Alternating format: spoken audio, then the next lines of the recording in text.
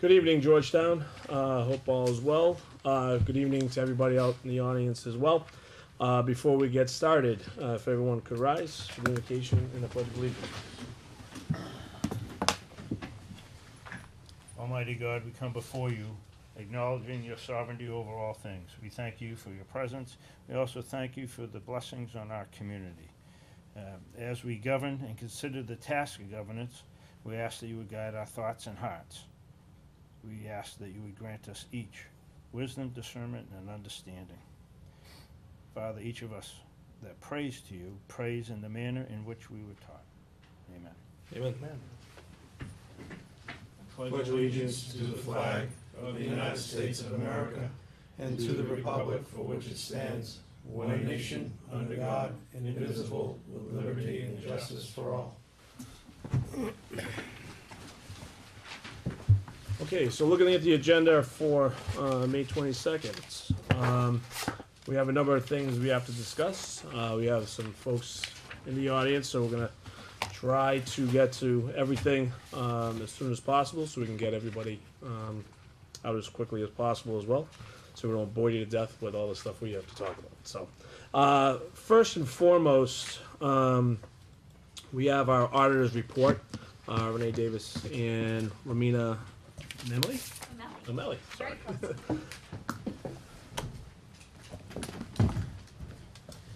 Welcome.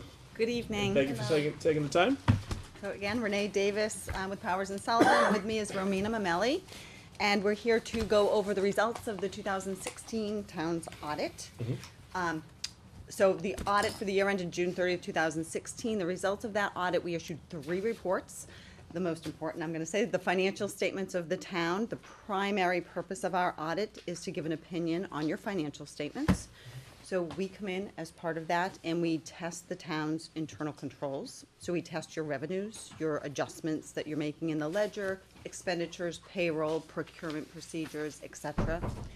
And verify the balances in your financial statements. So confirmations to the bond agencies, to the investment advisors and the banks. Okay.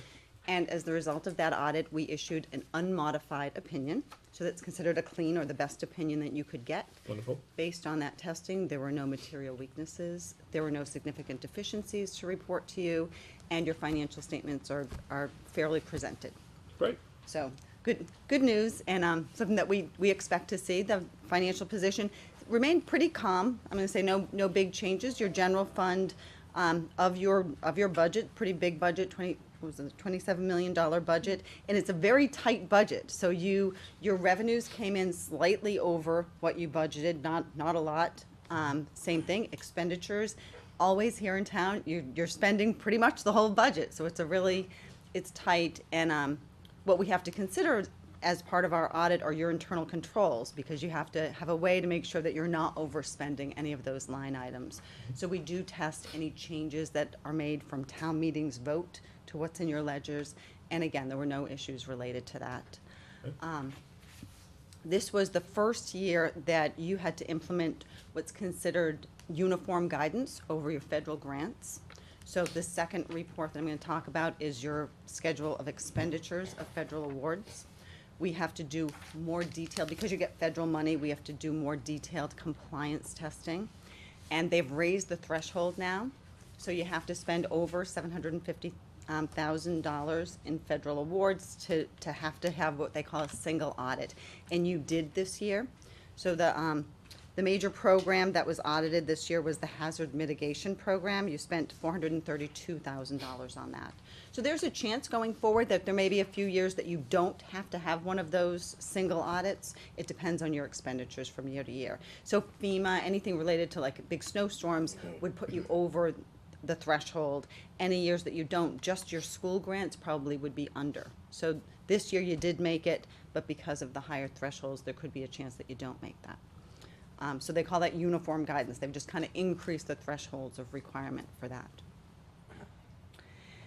And finally, the last report that we issue is a management letter. So as we're going through, we're doing our testing, we come up with things that we want to make sure you're aware of Again, there were no material weaknesses, there were no significant deficiencies that had to be reported to you, but we give you suggestions for strengthening controls and make you aware of upcoming, reporting requirements, GASB requirements that are coming out, and we make some suggestions for how you may want to strengthen controls.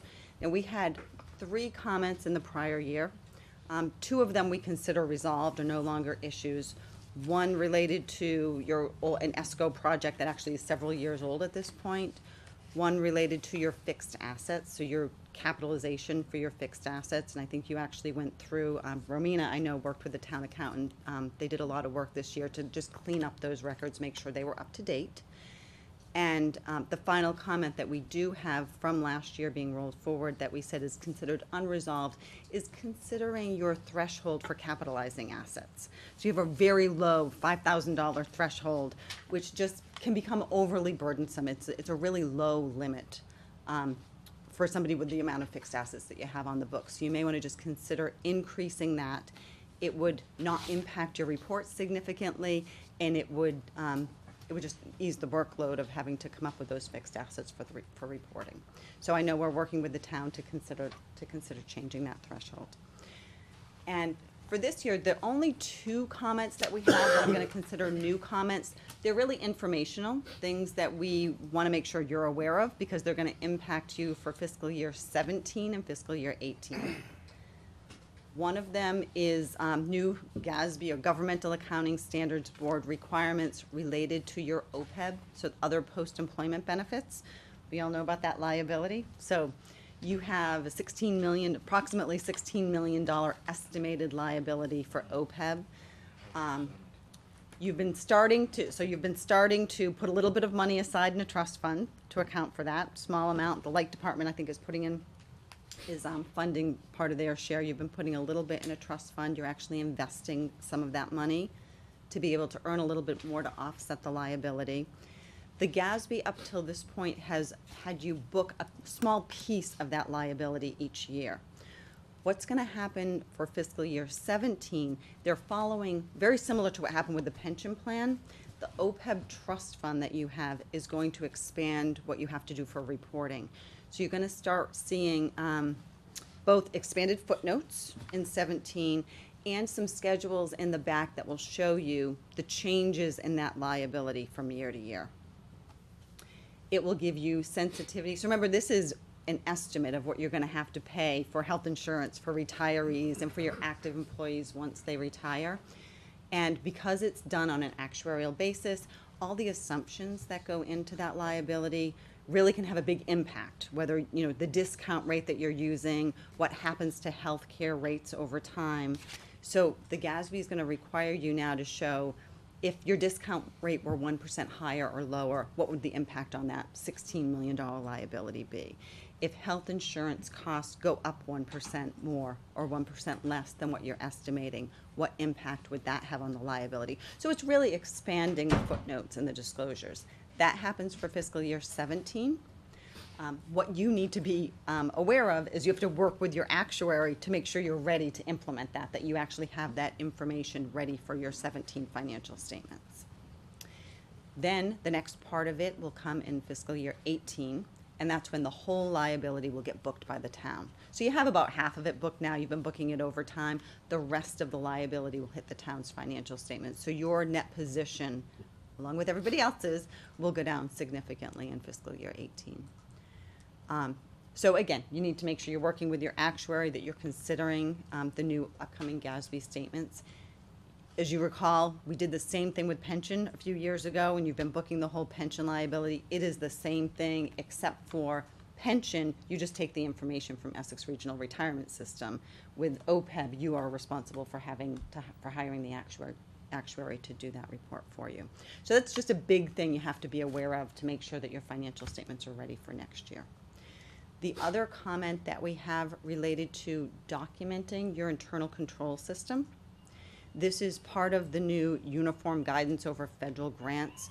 They require you to actually have a documented system of internal controls. And the biggest part of that relates to your schools, because your schools get a lot of federal grants.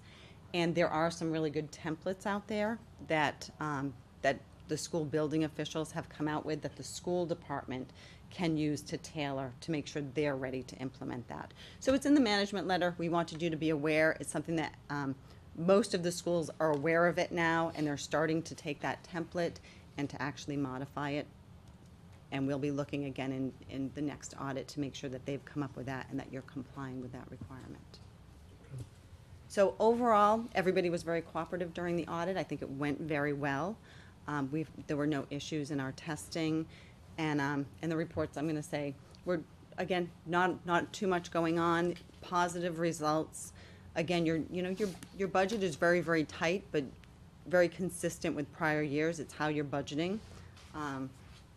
No issues related to, we don't audit the electric light department, but we do the water, the ambulance, the enterprise funds, and again, pretty consistent with prior years. There were no issues that we noted. Any specific questions on the financial statements or things you'd like to go over? Mr. Chair, I just didn't know, do you want to invite the two members of the Finance and Advisory Committee that came tonight? Perhaps want to come up front, and I don't know if they've got do you have the audit books for them? Have you seen them yet? Have an email. I don't have the hard copy. They have electronic copies. I sent to them I last. just didn't know if last they want to week. come up front to hear, in case you have any questions as we go forward. I can hear Brian, yeah. Okay. I'll chime in, yeah. Mr. Chairman, I have some specific questions. Yes, sir. Gary also. Yeah, I just didn't know if they wanted to come up and. So on the, on the capitalization threshold being so low, first of all, I know you can just give us some idea of where some of the other cities and towns are. I know you can't really recommend what that number should be, but is it, I mean, where do Sure. you see other people, 10, 15, 20, 25? Yes, so I'm gonna say, you have, your gross governmental assets are $113 million. Yep. So to look at everything that you spend at the $5,000 limit is really low. If you change that, I'm gonna say 10, 20, anything around that would be considered normal for a community of your size. So what effect will that have on the budget, though? So if it's not capitalized, it'll be Doesn't expensed? impact your budget at all. Okay. So for your budgetary basis, there's nothing capitalized. Everything is expensed. Ah. It only occurs when we go up to the full accrual financial statements. Okay, all right. So expensing those assets between, let's just say, 5 and 10,000 or 5 and 20,000 really would have very little impact. Right, because I was worried about it passing through that current statement. It doesn't but change the all does budget, anyway. doesn't change the fund-based financial statements at all. Good. That was question number one. Question two was on the OPEB. You know, it looks like we dropped 7 million, right? It looks like in 2012 it was 23 million. Now we're down to 16.3. And you probably have a that new right? valuation. If you haven't had it yet, you'll be having a new valuation Yeah, because that was shortly. as of 14, right? Yeah, and that actually happened to a lot of places. So what happens? Interest rates? Interest rates, your plan, so plans change that, so Okay. it's everything that, so mortality tables, I think mortality tables ended up increasing them in a lot of cases because people tended to live longer than they Well, it certainly originally. didn't drop because of funding, that's for sure, so. No, it's not funding, but it's a very, I'm gonna say it's a very gray number. So Yeah. that's why every 2 years, you're gonna have a new valuation. And the number will change. When you put it all on the financial statements, the GASB will allow you to have sort of a smoothing. So if it goes way up or way down because of investment returns or even mortality changes in assumptions, they'll let you smooth that over a couple of years so we don't have that kind of up and down spike every year. A big reason, $6 million of that decrease was due to the MedX2 premiums went down 27% Right. from the valuation that was done on 7/1/12 versus the one that was done on 7/1/14. Right, good. And the other issue, as Nina said, we'll see even a further drop next year because the evaluation uses a 10% increase in health insurance. Right. Last year was only 8.5. This year was only 4%. Do they use So industry average or they use our actuals? They use our actuals. Okay. All right, good. So that should help. Yeah, and So we're not as you know, broke as we thought we the were. interest we're earning on our, you know, on our money in the bank has gone up slightly. Right. I mean, What do we have in the account, the actual cash in the account? It's about 100,000? Oh, No, no, Oh, no, It's it was almost more- a million, Is it's it a- like oh. 9. Well, and that's town and light. That's. Well, not yeah, right. all right, so, Okay, I because was I gonna don't, say, we- because we haven't put much in there at all. no, we if did the anything. 50,000 a few years ago. Exactly, yeah. It's I not thought we the did it interest we're twice. earning on that, it's the interest we're earning on all our, on, you know, our, Unencumbered cash? Yeah, Okay. All right, that's good. That's a little better news. I mean, we're not as broke as we thought we were. That's not bad. Quite understanding where you're at, because this says it increased Mm-hmm. by $1 million. Let's see, what are we reading here? Let's see. We're gonna do this, post and put. The increase of $1 million was the difference between your liability from 2015 to 2016. Right. It's not the liability in total, it's just the town's portion that gets shown on that full accrual financial statement. So every year, we book a piece of that liability. So that was the increase, was us booking an additional $1 million for that. And if I can, I don't like to flip too many pages, but if you go to page 71 on the report, that will show you the valuation. So what they're doing is you'll show every 2 years you have a valuation. It started in 10 at about $16.5 million, went up the next round to 23, and down to 16 for the last one. And that was as of July of 2014. So even that is old information. The next one you'll get will be as of July of 16. And again, healthcare, so all these assumptions that the actuary uses impact that. So mortality may have made it go up, health insurance trends may have made it go down. So we'll see where that comes I out. think if you look at page 58, it kind of explains it a little bit better. You'll see the numbers are there. See, page 58, at least 58 on the PDF. I don't know if that equates back to here, but Oh, it doesn't. no, it doesn't. All right, so you can see it right here, look. We Yeah, went from- 56, if you look on the book, in the Okay, book on yeah. 56, it's the same thing. Yeah. Kind of shows it right. It's 50, oh, wait a minute, One more. went back too far. Yeah, right here. Yeah, yeah. So we were that's- 16, yeah, 23, we're that- back to that's what was on 16. 71, yeah. Yeah, pretty much. But that's with the light department, which kind of helps our overall valuation in a way. Right? So Is on that one, close? the light department's down below, so we do show them All right, separately. so We- they are We're separate. trying to break them out because they're funding differently than the town. Right. And that's not unusual. I think we're seeing that with a lot of the light departments. I'll be curious to see what it looks like for 16. So, Chairman. Also, in addition, that OPEB 75, GASB 75, we're starting the evaluation this year. We're doing what Renee recommended us to do is the hybrid study. They were gonna do, maybe you could explain it easier than I can. sure. So they're gonna do a new valuation, and they're breaking it up. So GASB 74 is the one that you have to implement this year. That's for just the trust fund, not the town. GASB 75 is the next one for fiscal 18, and that's when the liability comes on. So he's doing one valuation that will give us the information that we need to not early implement. We don't want you to put that liability on the books before you need to, but you can comply with fiscal year 17's requirements, and then you'll be ready to go for fiscal year 18.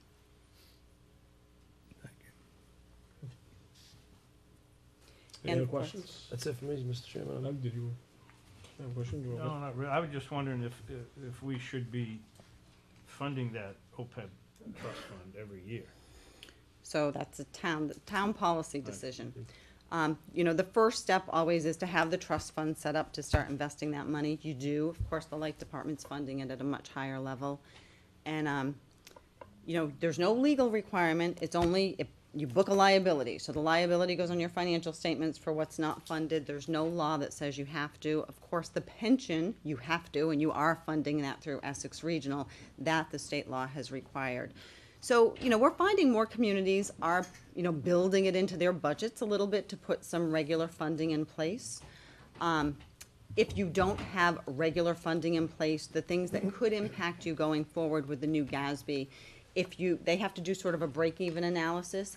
If they think that you are going to not have funds available to pay this, that the liability is gonna exceed your ability to fund it, they'll have to change the discount rate. So the GASB is gonna set the discount rate for you, which will just make your liability go up. So not funding it, you run the risk of the liability kind of being forced to go up. It's just a book thing, so very much town, policy decision. Okay.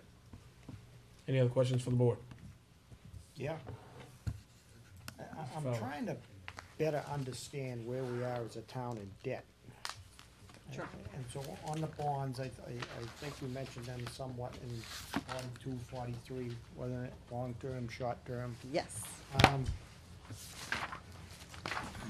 I guess what I'm trying to understand, we hit this a little bit last week. We do a lot of bond anticipation notes versus taking out the bond right away. And so I'm trying to understand how that debt affects the towns and the taxpayers. Now, I don't know if you're gonna Sure. have the actual answers for that. I can tell you how they impact your financial statements. Okay. Can we go through that? Yes. So, and I'm gonna actually have you refer to it's page 43 in your report, which Okay, you're yeah. probably there. So you issue bond anticipation notes while the project is going on. So, for timing, to be able to have cash to finance, so I know at the end of the year, you had Pembroke School going on, and some other projects that you had $2.6 million worth of bond anticipation notes. So from a funding standpoint for your financial statements, it doesn't come in as a funding source. It's just cash and liability on your books until you actually fund it. Once you permanently finance that and you issue long-term debt for your fund financial statements, that comes in as an other financing source. So it makes the capital project fund, it shows that it's fully funded. So that's why at the end of this year, Pembroke School, you show a negative net position because you haven't permanently financed that. Yeah. So then once you take in the permanent financing, long-term debt, then that's when you start making the regular payout schedules. That's the $30 million that you have outstanding at the end of the year. And that's when you have to start building it into your budget and making those regular annual payments. So that's when, if you're planning out your debt service requirements going forward, that's when the actual debt, obviously short-term debt, by the end of the project, you want to make sure you're issuing that long-term. You can only go short-term for so long. And, based on talking to your financial advisor, you look at the timing to see when it's best to issue the long-term debt. But once it's long-term, it gets built into your annual schedule. So that $30 million that you have in governmental debt at the end of the year, it will show you your payout schedules on the next page. So page 44 will show you the principal and interest till the end, till 2039. So you can see how that, and actually it doesn't go down that much for a while. Mr. Chairman, quick Yes, sir.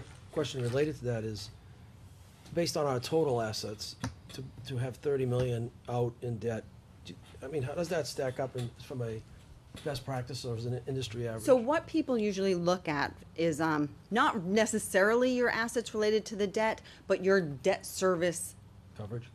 considering your budget. So you want to make sure that you don't have, I'm going to say, huge spikes or huge drops, and that's what really the rating agencies look at, that you have a plan to keep up with your assets. When you're considering school buildings, they also consider that you have some of that money, you get reimbursed for a percentage of it, so it's usually considered a good investment because you're getting MSBA, money, you're not borrowing the whole thing. But debt service in your budget, overall, you want to keep it at a certain level. You don't want it to go too low because that means you're not keeping up with that means it's going to hit you all at once, that you're not keeping up with your assets. But usually they consider things like building schools, improvements to town buildings to be good debt.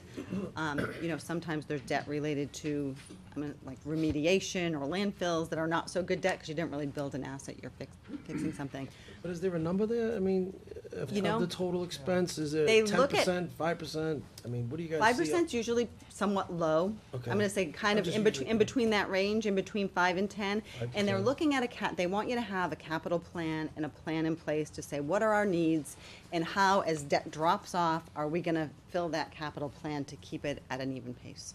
Got it. Well, if I can continue. Sorry. When you're talking of the percentage, are you talking of the total budget or of the levy level? I'm talking budget. I'm Okay, talking budget. okay. Because I think that's a kind of a good management tool for us, we try to keep the STAB fund as close to 5%, which we're Yep. not close now, But it would be nice to know, hey, you know what, from a debt service coverage based to, you know, expense, how much, you know, should we be in terms of, you know, what's normal, you know? And it depends on, I'm gonna say, the needs of the community, your capital plan, and your ability to handle it in your budget. You don't want it to be so much of your budget that it's gonna eat into your operations. Right. Okay. Yep, I'll continue. All right, Gary.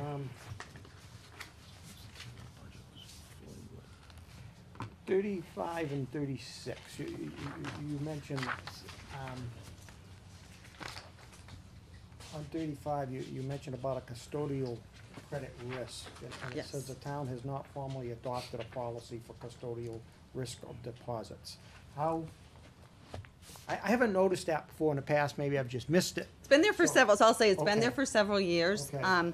It is a requirement of get the GASB that I think it was GASB 40. It was a while ago, that requires you, if you don't have a formal policy that says this is how much we can have collateralized, uncollateralized, if there's not a formal adopted policy, you have to say in your notes that there is not a formal adopted policy. So it's not unusual.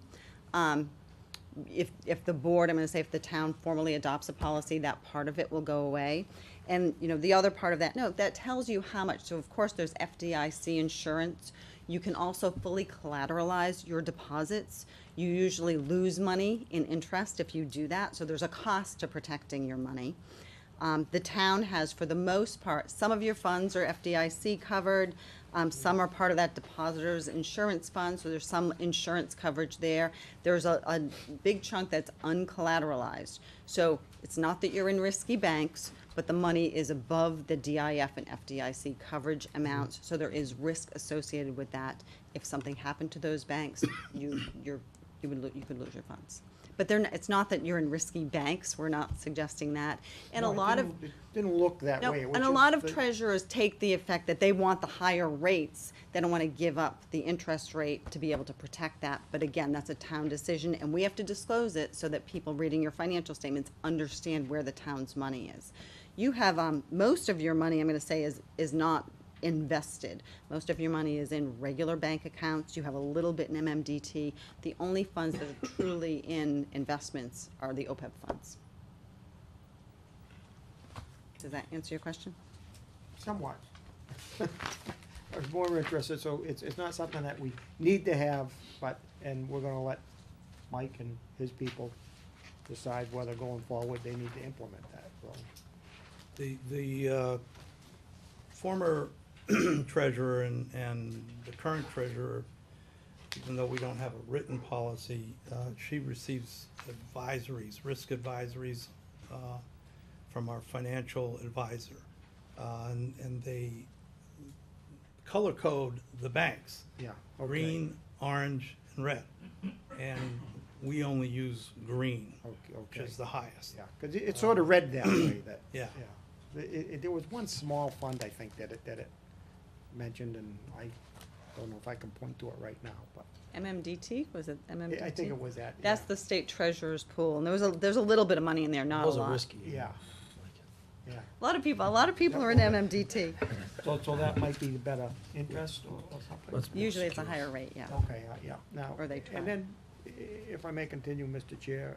Yes, sir. On the letter, on the ESCO, you're saying it's resolved, but it doesn't read like it's resolved. So nothing has changed related Yeah. to it, other than now the project is much older, so even, and Mike can talk to this a little bit.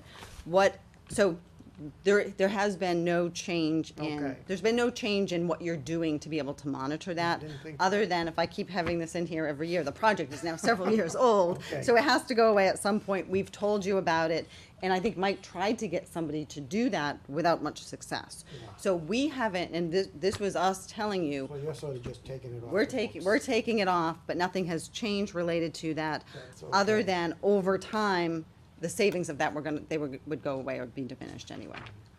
Thank you. Thank you, Mr. Chair. My pleasure. Anybody else?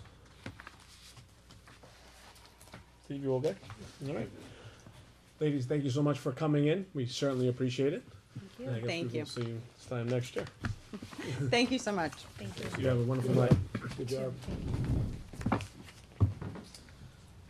All right, okay, past 7:30?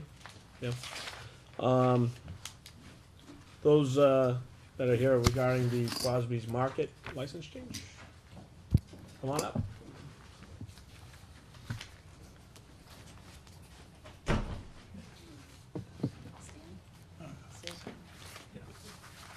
Hi. Good evening, folks. How are you? Crosby, this is my wife Pat. Hi. Jim, how are you? Good. So you are here for a license change, you got some changes? Yes, Going on? essentially two, I guess, changes or events have taken place in our family business, which require us really to make some changes, administrative amendments to stay current with the ABCC and with the town. And the first event, unfortunately, was the passing of our son, David, due to cancer the summer before last. So sorry. Thank you. David was the president of the company. According to our stock agreement, his voting stock was repurchased back by Crosby's Markets. His non-voting stock is conveyed into a trust for the benefit of his wife and 12-year-old twins. Okay. Right? Our younger son, Christopher Crosby, has been appointed now as the president and treasurer, so there's a change in officers involved there. Essentially, I went back on the board at that particular time, to get involved again, with the company due to those circumstances. The second event was the merger of a store in Hamilton Family Markets, that was owned and operated by our middle son. And we felt at that point it made sense to just have one company and the economies of handling that. Our son Michael also now became a director of Crosby's Market. So there's really two changes in directors. Myself going back on the board as a non-stockholder director, seeing that we gave everything away to our kids, so I don't really have any stock, and our son Michael. So that was a change basically in stockholders. There was exchange of stock there with Hamilton Family Markets and Crosby's Markets. No money, exchange. It was basically stock. So that's really basically it, a change in officer, a change in stockholders, which generates changes in beneficial interests and so forth, which you need to stay current, with the Alcohol Beverage Control Commission when it comes to that. So that's really about it, I think. Okay. Mike, do we have everything? Chair, Yep. it is a public hearing, you could ask for any public comment. Yep. Okay. For those in the audience, I don't know if you heard, Mike, if there are any comments, questions, certainly feel free to ask. Okay. Okay, now you can close the public hearing. Yep, okay. Need a motion for that? Yeah, I was gonna say, hold on one To second. close the Sure, hearing, I can just close you'll it. need to, What do we need? just close, just close close the it, public okay. hearing. All right, we'll close the public hearing as of that point. And now you need a motion to Yep. approve the changes. Mr. Chairman, I make a motion that we approve the changes to Crosby Markets Alcohol Beverage Commission license change as presented. Second. Okay, we have a motion and a second. Any discussion, further discussion on the board? Anybody? I'm fine. All right, all those in favor? Aye. Aye. Aye. Okay, unanimous? Thank you very much. Thank you so much for coming in, we certainly appreciate it. Okay. Chief, would you like to come up? Sure. All right. Chief Mitchell is here tonight with some good news, something recent that we were awarded. So Chief, I'll give you the floor. Okay, thank you and good evening. Back in March, we put together a grant for the town, communications grant, IT technology, through the Community Compact through the state of Mass. It's the Community Compact Cabinet Information Technology Grant Program through the state of Massachusetts. I'm here to report tonight that our total grant was $173,000. We were awarded $69,000 for the grant. I spoke with a gentleman by the name of Matt a couple of weeks ago, and Matt liked what we were doing, what our goals were, but as he stated, it's a very competitive process, and he was offering $69,000, so which covers the IMC, which is a reporting system for public safety. The IMC is the parent company is TriTech. IMC stands for Information Management Corporation. Back in, I believe it's 2007, Georgetown Police Department went to IMC. And when they went to IMC, there was a component in there built into it for the fire department to, if at that time or in the future to go to IMC, we could plug right in. We have the grant here for $69,000 that's going to allow us to do that.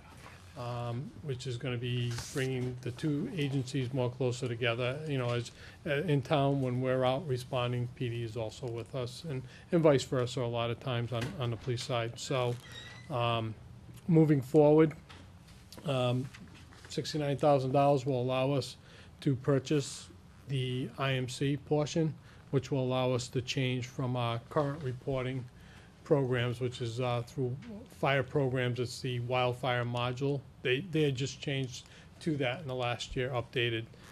It's going to allow us to, you know, use this system, you know, pretty much, I believe, to its fullest. They're going to be able to bridge our information over. And what I passed out just before the meeting tonight is what we'll be able to do and track with the IMC program. The only you know, I'm gonna look at this as, you know, I'm very happy about it, and the glass is half full. One of the things that part of the grant is for putting laptops in the apparatus, and that didn't happen. That would have focused more in on the computer age dispatch, where the call would actually go to the computer of the apparatus responding. We do have 3 laptops in the department. The problem is one's in my car, which is the department's. The other 2 are from Comstar for our EMS billing company, so it allows us to do our reports. I did get a price from TransCore for approximately just about $40,000, a little under that, for laptops for all the apparatus, all the hardware. I'm going to revisit that and see what alternatives, maybe an iPad. And I'd like to be able to report back to the board on that, because I was notified officially on Thursday with all the documents. I received a phone call 2 weeks prior, and I didn't, until you have the documents in your hand, you know, I want to make sure before I say anything.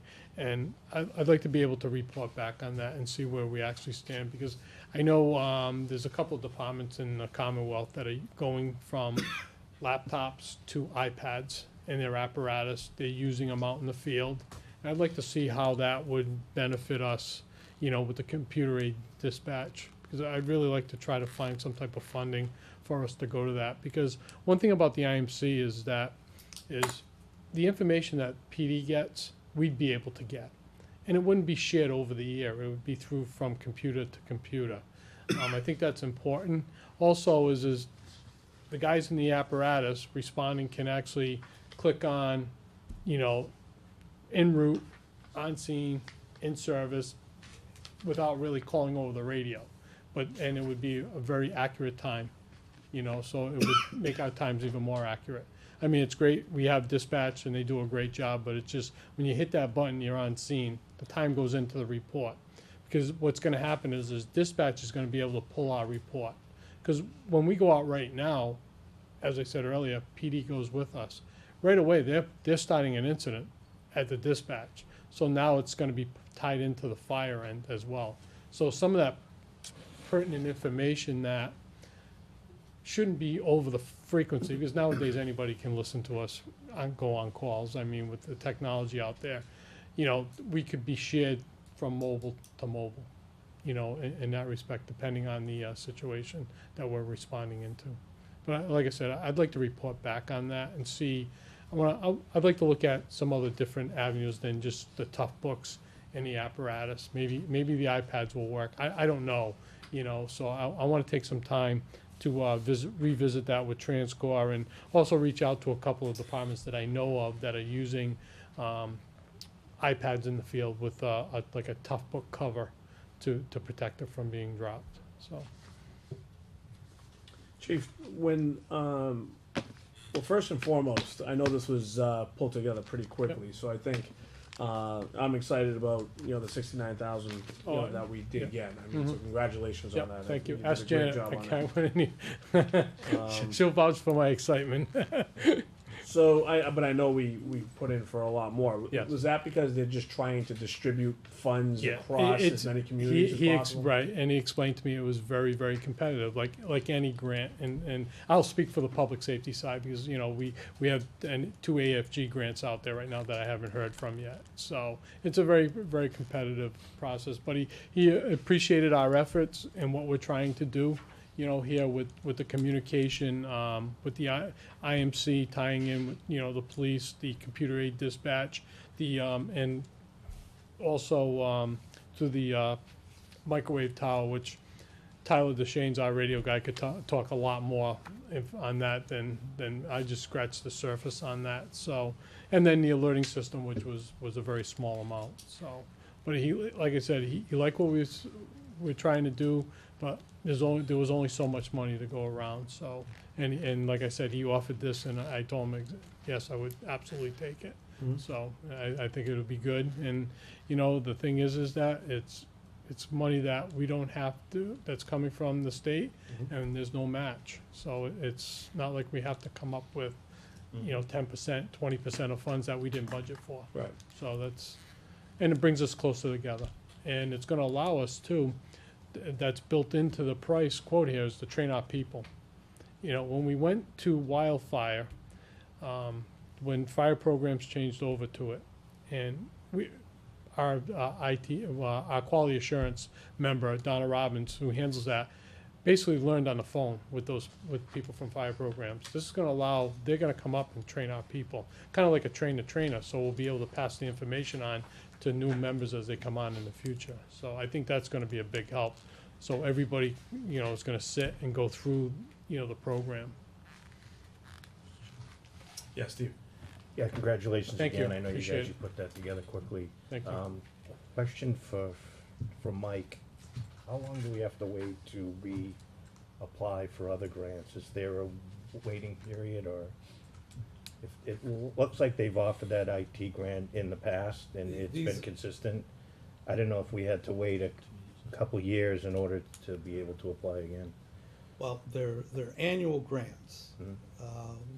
We were blocked out of the best practices grants. We only get to join two. I'll have to get back to you on that. That's fine. It's an annual event, so next spring, if we're eligible, we'll put in another grant. Okay. All right, great. Yeah, maybe we could, Mr. Chair, if we could, I don't know if we have a document that has all the types of annual grants that we've applied or are eligible for, so we can kind of have a heads up this time of, you know, for next year. Is that something that we have, Mike, or Well, maybe we can put it together? DOR sends out advisories when those programs are available. Okay. Okay. I'll be sure to bring them to your attention. That's, Mr. Chairman, if I Yeah, can, Mike. just overall, well, number one, Fred did an excellent job on this. Thank you. But since joining Community Compact, this will mean the town has received $87,000 in grants. We got 18,000 last year for the long-range forecasting grant, another 69 here, And in the fall, we fully anticipate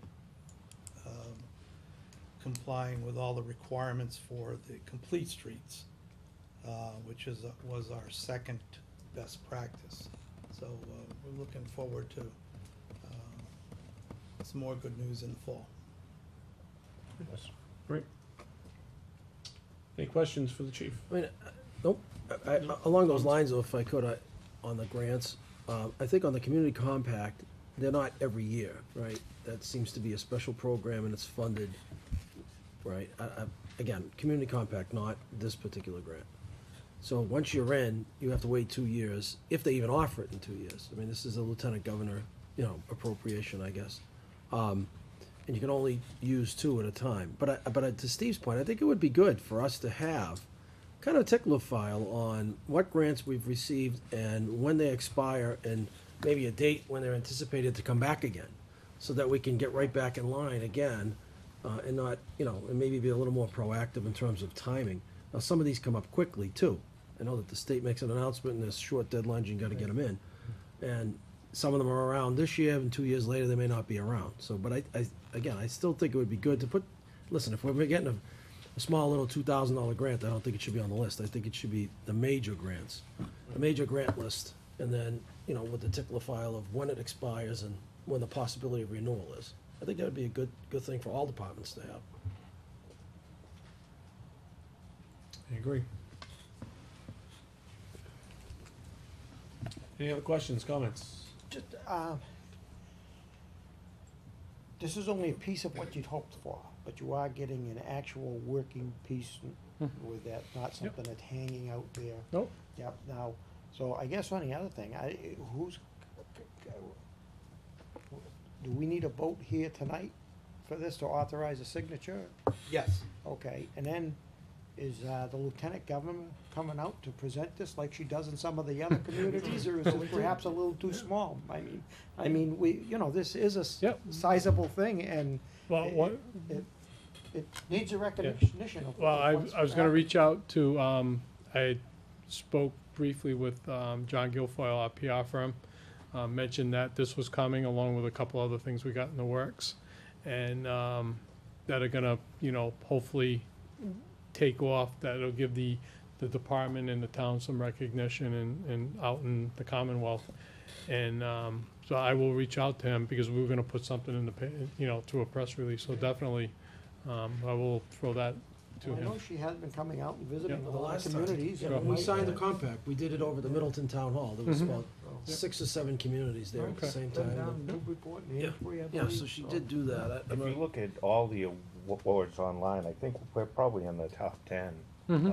of towns. I know there were some towns that got over 100, but that Yeah. stretched Yeah. across multiple communities. So, we did good. yeah, I think we did well, yeah. Thank you, Mr. Chair. Thank you, Chief. thank you. All right, if there are no other questions, comments, Mike, we need to vote on this, we need a motion? Need a motion to authorize you to sign the contract. All right. Anyone wanna make a motion? Gary already did. Was that basically? That's what the procedure was. Yeah, What that was I'll Okay. second it if that's the motion. Make the No. motion. All right, so I make a motion that we authorize the chairman to sign the grant agreement with the Commonwealth of Massachusetts for the IT at $69,000. Second? Okay, we got a motion and second. Any other comments, discussion? All right, all those in favor? Aye. Aye. Aye. Aye. All right, motion passes. Mr. Chairman, make sure you use that blue pen.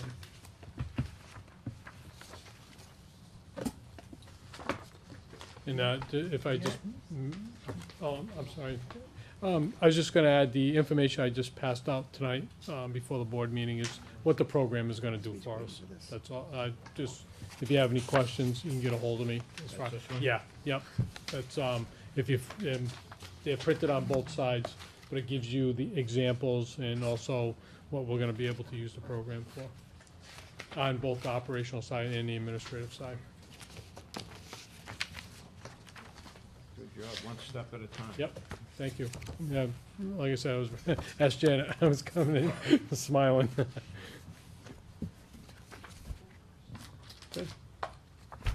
Chief, Chief, thank you very much. Thank you very Great much. job. Thank you, appreciate it. Okay, I gotta notarize it. Yeah. all right, Mr. Chair, Attorney Eichmann is here to participate in the planning board discussion. okay, wanna tackle that now? Yeah. Okay, so we have our planning board, present tonight. Folks, you wanna come up? No.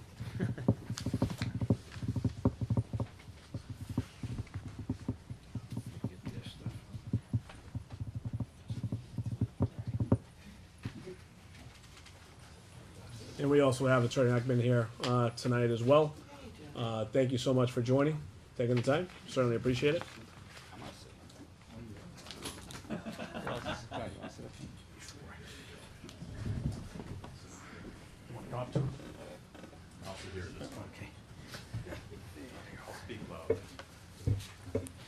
Hi, John. How are you?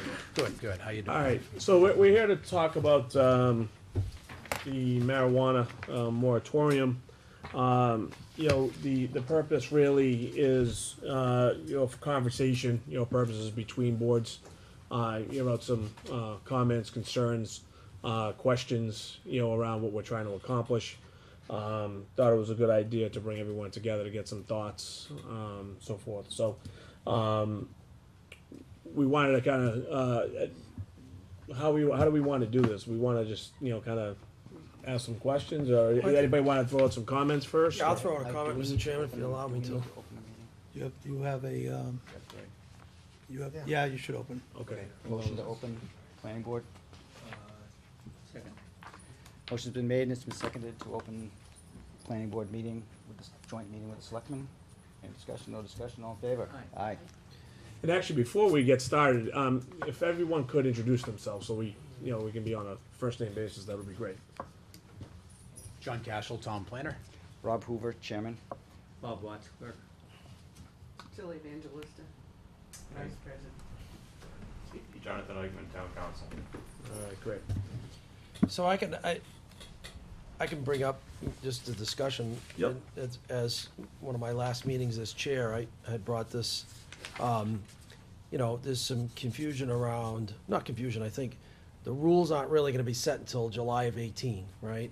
So my thought was, let me bring it to the board. Mike and I talked about it. Jonathan went and looked at all the legal ramifications of it and actually drafted a bylaw, a vote, a town law, a vote for us, a town meeting vote for us, to put this on hold. You know, this wasn't in terms of me being opposed to recreational marijuana or any political statement. It was a matter of, how can we figure out what we wanna do in the town if the state doesn't even have the rules set yet? So a lot of communities, surrounding communities, communities within the Commonwealth are actually putting this to say, look, we're just putting this on the shelf so we can do some more research. Let's figure out kind of where the state is. Let's figure out what we want to do. And that's where the crux of this kind of started. Like, if add some color to that, Mike, I think that's pretty much what we had talked about, right? No, that's it. Yeah, so that's, I guess, where we are now. I know that we took a proactive step, Mike did, in contacting KMP to come up with, you know, some language for us to actually get this accomplished. I was under the impression we were gonna slip it in at this last town meeting, and then was told, no, it's too late. So, I think that's where we are. Again, I'll speak for myself. If the state doesn't know what's going on, and we don't really know all the rules, how can the town make a decision on this particular issue? We already have, you know, medical marijuana. We have a very good relationship with the company that's here. We've got a great host agreement, thanks in part to the great work that Doug and Mike put in on that, and, you know, with some input from this board. So that's kind of where we are, and I think it's a matter of discussing, you know, what the rest of the town feels like, or the planning board feels on this particular issue. Hold on one second. And I think it's prudent to actually go to Attorney Eichman. Has anything happened recently that we should know about? Any other information we should know about before we proceed with any discussion? So I think you met in April, if I remember right, so it hasn't been that long. There have been a lot of bills filed on the Hill in Boston to make some changes to the language of the initiative petition, but as far as I'm aware, there haven't been none of those have passed, so there have not been any changes. The deadlines we discussed in April are still the same deadlines we're looking at now. And could you review those deadlines for everyone here? Right, so the key deadline here, the deadline for the adoption of initial regulations is March 15th, 2018. That requires, as a preliminary, that the state form a cannabis control commission and appoint members. None of that has happened yet. The next deadline is July 1st, 2018. That's the deadline for final regulations. And that's the sort of what some people are referring to as the nuclear date. If the state does not adopt regulations by that point in time, registered marijuana dispensaries may begin selling recreational marijuana without a license from the state. So our anticipation is that that deadline is not going to come to pass for whatever reason. Either the state will adopt regs or they will amend the initiative petition. But those are the two key deadlines. Okay. Steve, I know you had a question. Yeah, so my view on this, I haven't absorbed all the information yet, and there really isn't a whole lot right to absorb. So, my initial thoughts is, I think that we should, if we can, and this may be a question for you guys, if we can create an overlay district and only restrict a certain area to sell recreation. I think we did that for the medical marijuana, correct? Is that considered in medical overlay district? So is that something that we can do for recreational as well? I think so. In the town? Theoretically, yeah. Yeah. Can't see why not. Yeah, I don't see any reason why you couldn't do that. Okay. 'Cause yeah, I mean, I wouldn't, personally, I don't want the pot shops opening up in the downtown area. I mean, I think we have a facility right now that's selling it for medicinal purposes, and I believe that we have written into their contract that they can sell. Obviously, they'd have to come back to the planning board to get a new permit for it, but if we can, keep that type of business in the location that it is now, I think that would suit me. I mean, I wouldn't have an issue with it. I don't think that much is really obvious about what's going on. I know towns that are prohibiting the sale, cities are actually moving forward with prohibition of recreational sale of marijuana. And those are the ordinances they're passing. Okay. I think most of the questions we may want to pose are to Attorney Eichmann. We have to figure out as a community what we really want to do. We just want to create, 5% of the land mass and cordon that off as an overlay district, and wherever that business is going to be conducted, it'll be conducted in that district, and that's where we'll permit it. But reading through this document that was prepared for this evening's meeting, it's just such a fluid situation. In any moment, the Attorney General might come out with language that will put another moratorium on this, and possibly court challenges to everything. So I don't think anything is set in cement. And, which way the wind's going to blow on this particular issue, or the smoke. If I could, just in considering zoning regulation and establishing a district, there are a couple of qualifications or controlling language in the initiative petition that you want to keep in mind. So number one, any ordinance or bylaw adopted by the town that imposes safeguards on the operation of marijuana establishments must not be unreasonably impracticable. Now that's a defined term, actually, and it basically means if it makes it impossible to operate a business, that regulation would be deemed invalid under the initiative petition. Number two, bylaw shall not prohibit placing a marijuana establishment. And when I say marijuana establishment, I'm talking about, that's the defined term for a recreational seller, which cultivates, manufactures, sells marijuana in any area in which a medical marijuana treatment center is registered to engage in the same type of activity. That maybe sounds like we know what it means at first blush, but it's not entirely clear what that means, because we don't really know what, if you're restricting recreational marijuana, at what point in time is a registered marijuana dispensary registered to engage in the same type of activity? Well, it would seem the same type of activity as recreational marijuana, but in fact they're not registered to do that, so the language is a little confusing.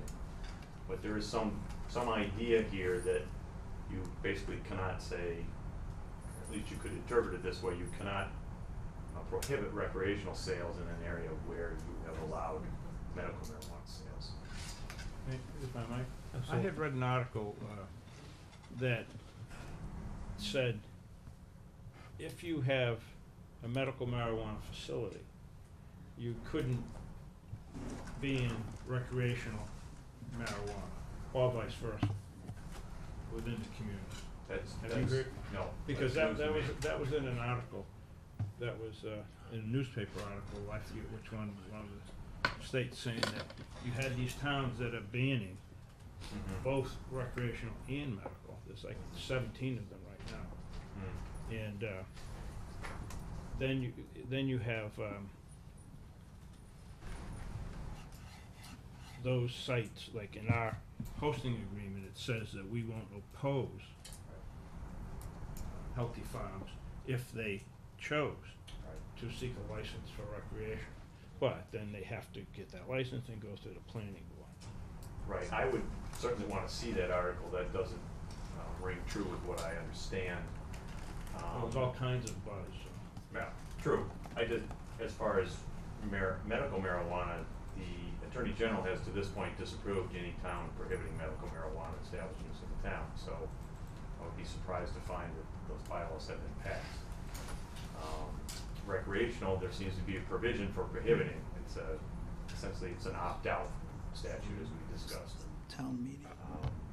But I don't see that you could include medical marijuana in there, although again, there's some confusing language in here that might suggest otherwise.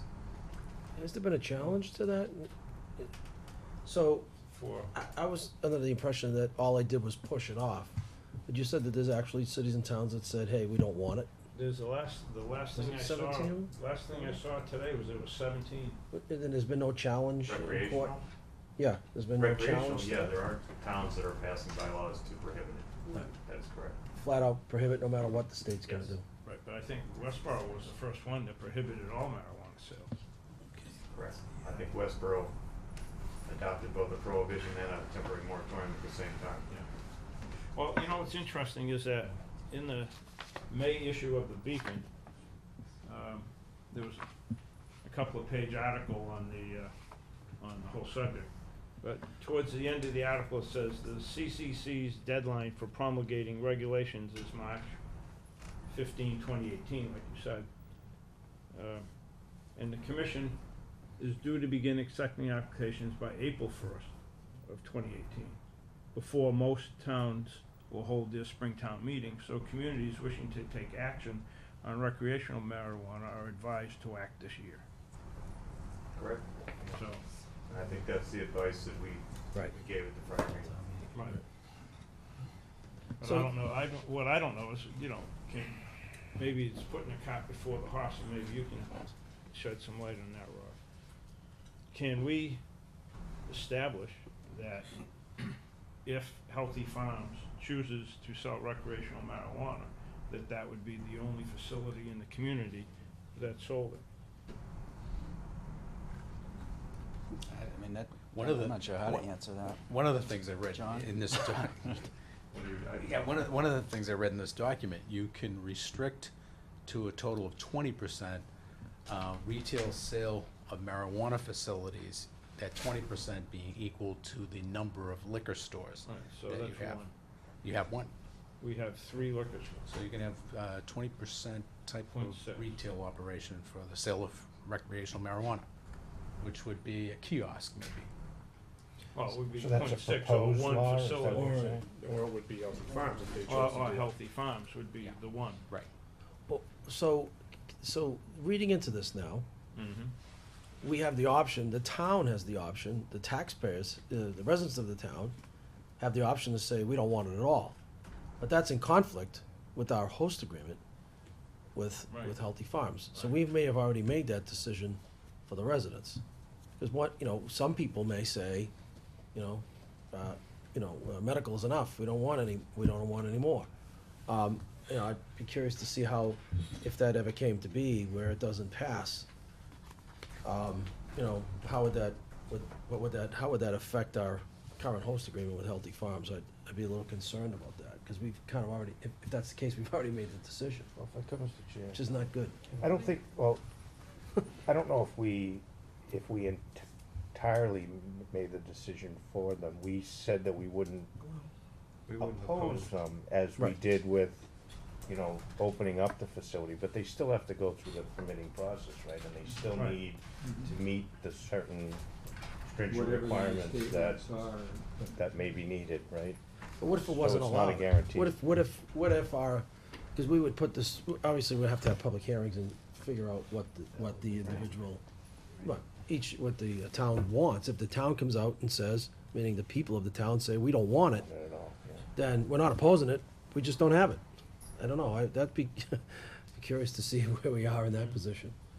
Well, I'd just like to, because it says, the article went on to say, if the CCC has not promulgated regulations by June 1st, 2018, then existing medical marijuana dispensaries will be authorized to sell recreational marijuana without a regulatory structure in place, which is what Attorney Eichmann stated. Does that say June or July?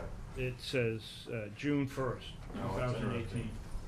I have July, but. Okay, well, that's just what this article says. And it's unclear whether the law preempts any community host agreement that prohibits a registered marijuana dispensary from selling recreational Yeah. marijuana. That's interesting. So that's all that's up in the air. I mean, the legislature doesn't even know what to do. This is a new industry. This is a remarkable moment, really, because there's an existing illicit market, but there's no industry. And what Healthy Farms has going is industrial marijuana production. It's really quite a remarkable operation, in fact. Right, and they just got a big boost because North Andover just rejected a 1.1 million square foot facility over in the old Lucent building. I think that there's a remarkable, I don't know how this could play out, but I think it's a remarkable opportunity for Georgetown. We're in a unique position with Healthy Farms, and we could leverage that to our benefit. Gary, I know you've been waiting. Thank you, Mr. Chair. One thing, if I remember from the reading part, is about sales tax. And whether we do this or not, we may need to vote.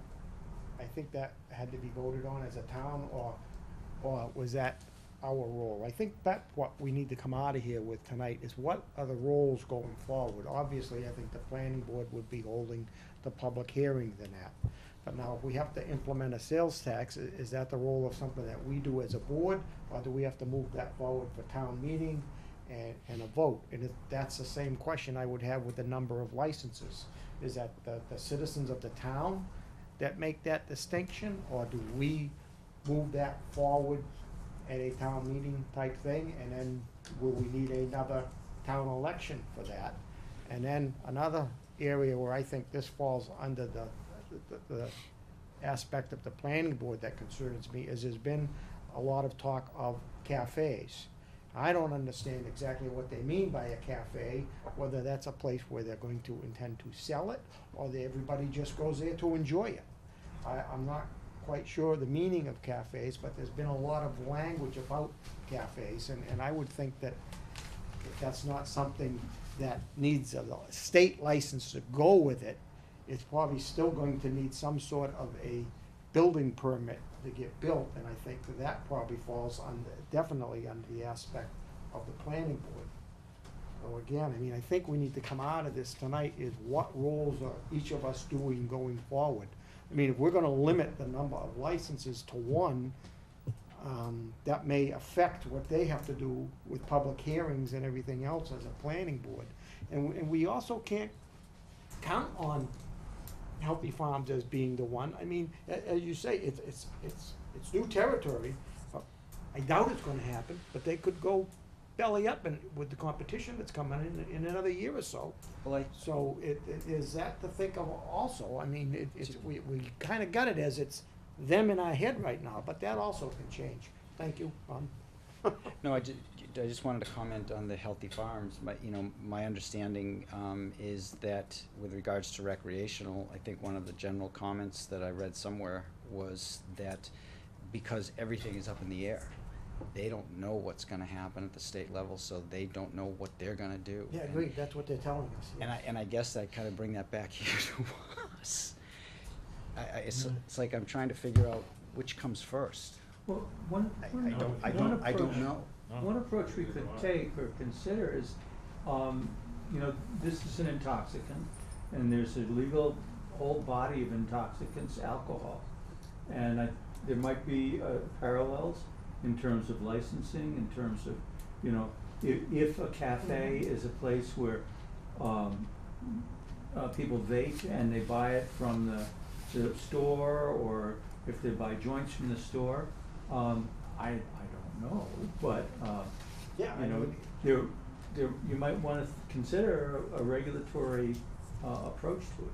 That's what I said once before. I mean, you don't know, they're gonna go over there and have a meal and then a brownie afterwards, who Yeah, knows? sure. I mean, so I think that's a real uncharted territory going forward, is how is it going to be consumed and where? As I say, cafes, I think, is something we need to also really be considering. Steve? Well, I thought the first step in all of this, process-wise, is do we want to push it off? Do we want to push this, because I think we're getting down into the weeds, no pun intended. Getting into the little too much, I just couldn't wait to put that in there. But maybe we should, I thought that the first decision was, do we want to put this off? And, push it out so that we can have all these discussions, have these public meetings, talk about districts, talk about where we want it. Because if the state doesn't know, then how are we supposed to know? I mean, to Gary's point, what's a cafe? There's no definition. State hasn't even done that. So for me, I think the first step in all this is, do we want to start the wheels spinning, so to speak, the process going for fall town meeting to put a moratorium until July 1st of 18. And then by then the state may have more information. They may even postpone it, and then we have another vote to postpone it. To kind of stay. I think that's the first decision. That we would have be to the make. logical step, just Right. put the moratorium in agree. place. Over the winter, we can work on, working with town council. Right. And whatever the state is working on to put together guidelines. Then by the May town meeting, we'd be in a position to actually really know much more what we're gonna do, what we wanna do, and what we wanna put before the voter. So the goal is just to put the moratorium in place for the period of time that the law allows for now. And that's what I Do agree. our homework and then. Right, gives us time. Also, to do the develop. sales tax, though, it said that was Oh. very important. Oh, absolutely. You don't Right. wanna miss the cash. No, going I out. understand, but I don't think. If I might interject. Yeah, sure. You, Yeah, I'm fine with that. and actually, Doug, I know Steve Go had ahead. a No, question go first, if ahead. that's okay? Yeah, I almost feel obligated to create a pun here. I've had 3 so far, so too bad it's not on High Street, I could. Oh, we're here for you Monday night. Tip your waiters and waitresses. Put it forward. So question for town council is, See what happens, you leave the chair and all hell breaks loose with this stuff. question for town council, have we received an opinion about the contract with Healthy Farms from you guys in terms of, is that clause, is it enforceable, is it, depending upon the, the Can you state's just elaborate on laws what for clause you're talking recreation? about? I'm sorry? Can you elaborate on what clause you're talking about? I don't know if you have it specifically. You have Can that you there. read it for us? Yeah, he has it. Here, pass that to Rob. Number 17. The host agreement. I've never seen it. I Line don't think 17. anybody in planning board I has sent seen that the to you, contract. Tilly. Twice. You're referring to clause 17, correct, of the host community agreement with Healthy Farms? Yep. So, no, we have not been asked for opinion, we have not issued an opinion that I'm aware of on the legality of that clause. I mean, to issue an opinion on that, first of all, I don't want to discuss that in any specifics in this meeting for obvious reasons. But to do that, we have to be careful to frame the question fairly precisely, because the language in here is fairly broad. And so I think the chairman pointed out, you know, the fact that the town might move to ban recreational marijuana by ballot and by bylaw, does that then constitute a violation of the terms of the agreement? That's, you know, just on the face of it, that's not clear at all. So it's not an easy question to answer, and, you know, we may not, even attempting to answer the question, be in a position where we can say unequivocally, yes, we're in danger, or no, we're not. Yeah, in the reason why I asked that, because I think we need to get that answer before we present anything to town meeting, right? Would you guys agree, or? Phrase what we present correctly, without having to perhaps. Well, I don't think that matters. The bottom line is, do we wanna push this off? So that we can, I also have a comment about. you know, do we wanna push this off while we are able to put a plan together? That's the first vote, you know, that's the first thing. At that point, we may find out that, you know what, we can't ban it, it's, you know, because of a prior contract. Go I don't for know. the number of license agreements, I mean, and so I guess that was part of my question. Who decides the number of licenses? One thing I want to make clear, I just heard that come up in David's comment. That does not, you cannot read that to prohibit the town from moving to ban recreational marijuana. It certainly can do that. The board can push it. Yes. The question is whether there's liability under the contract that can do that. That's really the issue. To your question, was number of licenses, is that correct? Well, if we choose to go that route, yes, who makes that decision going forward? Is that a decision this board would enact? If we move that to town meeting, to vote, I guess, what's the procedure? So right now in the initiative petition, we know two things. Number one, that the state is charged with drafting regulation and issuing licenses to sell. That is a duty given to the state. The town's role under the petition so far is to either by bylaw and or ballot vote limit or eliminate the number of licenses that can be issued for places in the state, excuse me, in the town. But at this point, there's no role for the town in issuing licenses. That may change depending on what the state does with its licensing procedure, but there is nothing about that in the petition. So if I can just continue there, so it looks like then our job on that end would be to come up as, that would fall on this board to move that forward at a town meeting vote. And then later, I think what you're saying is to be doubly sure, from what I've read, also take it to an election. I think in the past, many times, some things are done at one or the other, but I think from what I've read, they're saying err on the side of caution and do both. So that would fall on this board. We could be nice to have some type of a hearing for it, but we don't actually have to do that. We could just, as a board, say we're gonna move that forward on a town meeting warrant and election. And you would help us to draw that up. Correct. We could put, the planning board could put that right into the bylaw, that the selectmen are in charge of the special permit. And then you guys can handle both the sales tax and where it's going, and if cafe, whatever, you decide, much like your liquor licenses, I think, would be the way to go. I have questions and concerns. If you're going to have a nonprofit, which is medical marijuana facility, the recreational is profit. So you've got two different concerns, two different companies, and to have that in one area, under one roof, I think would cause a lot of careful definitions, not only the operation, but who's going to watch over and oversee what marijuana goes to medicine and what marijuana goes to rec. So there's a lot more to that. I think that would fall more to the regulatory, not the license. Not the That's the- licensing. yeah, That's part of the bylaw. That's the kind of thing that the state probably will manage, and they can see how it was done in Colorado and Washington. So, Mr. Chairman. But back to your question about the timeframe, Right.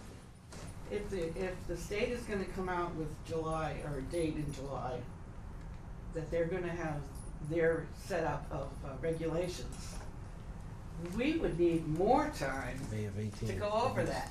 So we would need at least, I would say, a good year for the following town meeting. So I would consider 18 to 2 years. May of 18. There's a lot to this that we So don't that's, even see. again, that's why, again, starting the discussion of pushing this out, and voting on this, to push this out at our fall town meeting is, I think, is the right course of action. To let the state get their act together, and then we'll, in the meantime, as John has elaborated, that we'll just continue to come up with a plan, and we may be ready by May of 18 to present it to the town. We may not, because we don't know what the state's gonna say. I think that chances are you can come up with a tax amount, you can come up with hours of operation, you can come up with your overlay, and I don't think any of that is gonna be impacted by what the state regs are. They may, but I You think just don't know. that We'll the have it. chances are, you can get most of what Yeah. you need. I mean, to comment on that, I mean, you folks were very proactive on the medical marijuana. You were out there, you had something passed, and I think it was having that has, I think it's helped the town by putting that facility there. Mhm. And they came here because you had something on the books. And I really think that you could be starting that process right now in conjunction with us. When we started the medical marijuana, the state came out with the regulations, and most of our bylaw is that. So you're saying it was easier then, because I They know had you it were all proactive. spelled out. I You mean, there followed- wasn't much to it. Yeah, you our followed the state, I process. know some of you went to their meetings and you. Now you you're moved talking everything. different whole set of regulations that you're gonna need. That you people are gonna need. So I would love to recommend this is selectmen's responsibility. Thank you. Wait. I just want to clarify that nobody in the state knows what's going on. Not even the people that are supposed to know. Yeah. I've been trying to follow this really closely, and they just don't know. I've talked to our reps, and they don't know what's gonna happen. They have no clue. I mean, they can't even decide who's gonna control this CCC. It's supposed to be under the treasurer, but they want it to be like the gaming commission, where there's no oversight. So nobody knows what they're gonna come out with. But Gary had mentioned this thing about a sales tax, and currently, the way it's written, says the law allows for local option sales tax of up to 2% on commercial marijuana sales. Let's see where I lost my place. And Attorney Brandon Moss, who serves as town council in Bedford, Mendon, and Situate, reminded attendees that the local revenue component is not automatic. So communities should adopt it soon if they will be allowing marijuana businesses. When they do, don't get confused. When they say commercial marijuana, they're talking about recreation. And then they refer to medical as medical. But right now, the way it's written is 2%. They want to charge a 3.75% excise tax to run the commission. So we would have to, according to this. That's vote what on I that. remember reading, and I think we need to be proactive on those things, not so much of a wait and see. And I don't see why we wouldn't wanna be proactive on the number of licenses, or at least, I mean, we maybe need to poll this board and get some ideas going forward on what we see as the future of this for the town. Where does the town come in on this, though? What they think of it? I would, well, if I mentioned earlier, we could try to hold a meeting where the public is invited.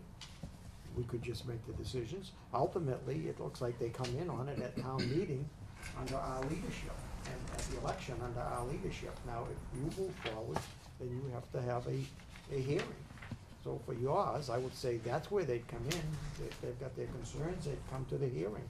if we choose to, I don't think we have to by law have a hearing, but we could choose to have a hearing type forum and allow the people to come, so we could get some ideas of what people in the town want, by all means. I agree with that. I'm sorry, go ahead. I would think that we want to begin putting our ducks in a row with the very basics of, if we were going to allow, take it from the assumption that we were going to allow recreational, then take it from the assumption that we weren't going to. But and have our ducks in a row for a district, make sure the zoning's right for it, and the state is gonna, as far as everything, the rules for it, it's up in the air, but if we get those components in place, then we're ready. And, I suppose we could say, go forward and say, well, you know, yay or nay for the community. If I could, I'll poll myself, I would be in favor of having one license and opting a sales tax.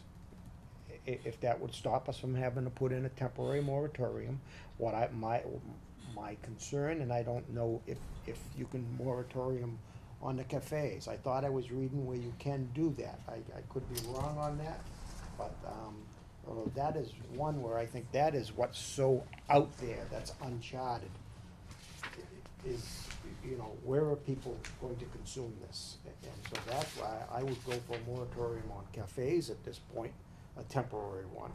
But my opinion, right now, if we can have one license, go for the one license and enact the sales tax.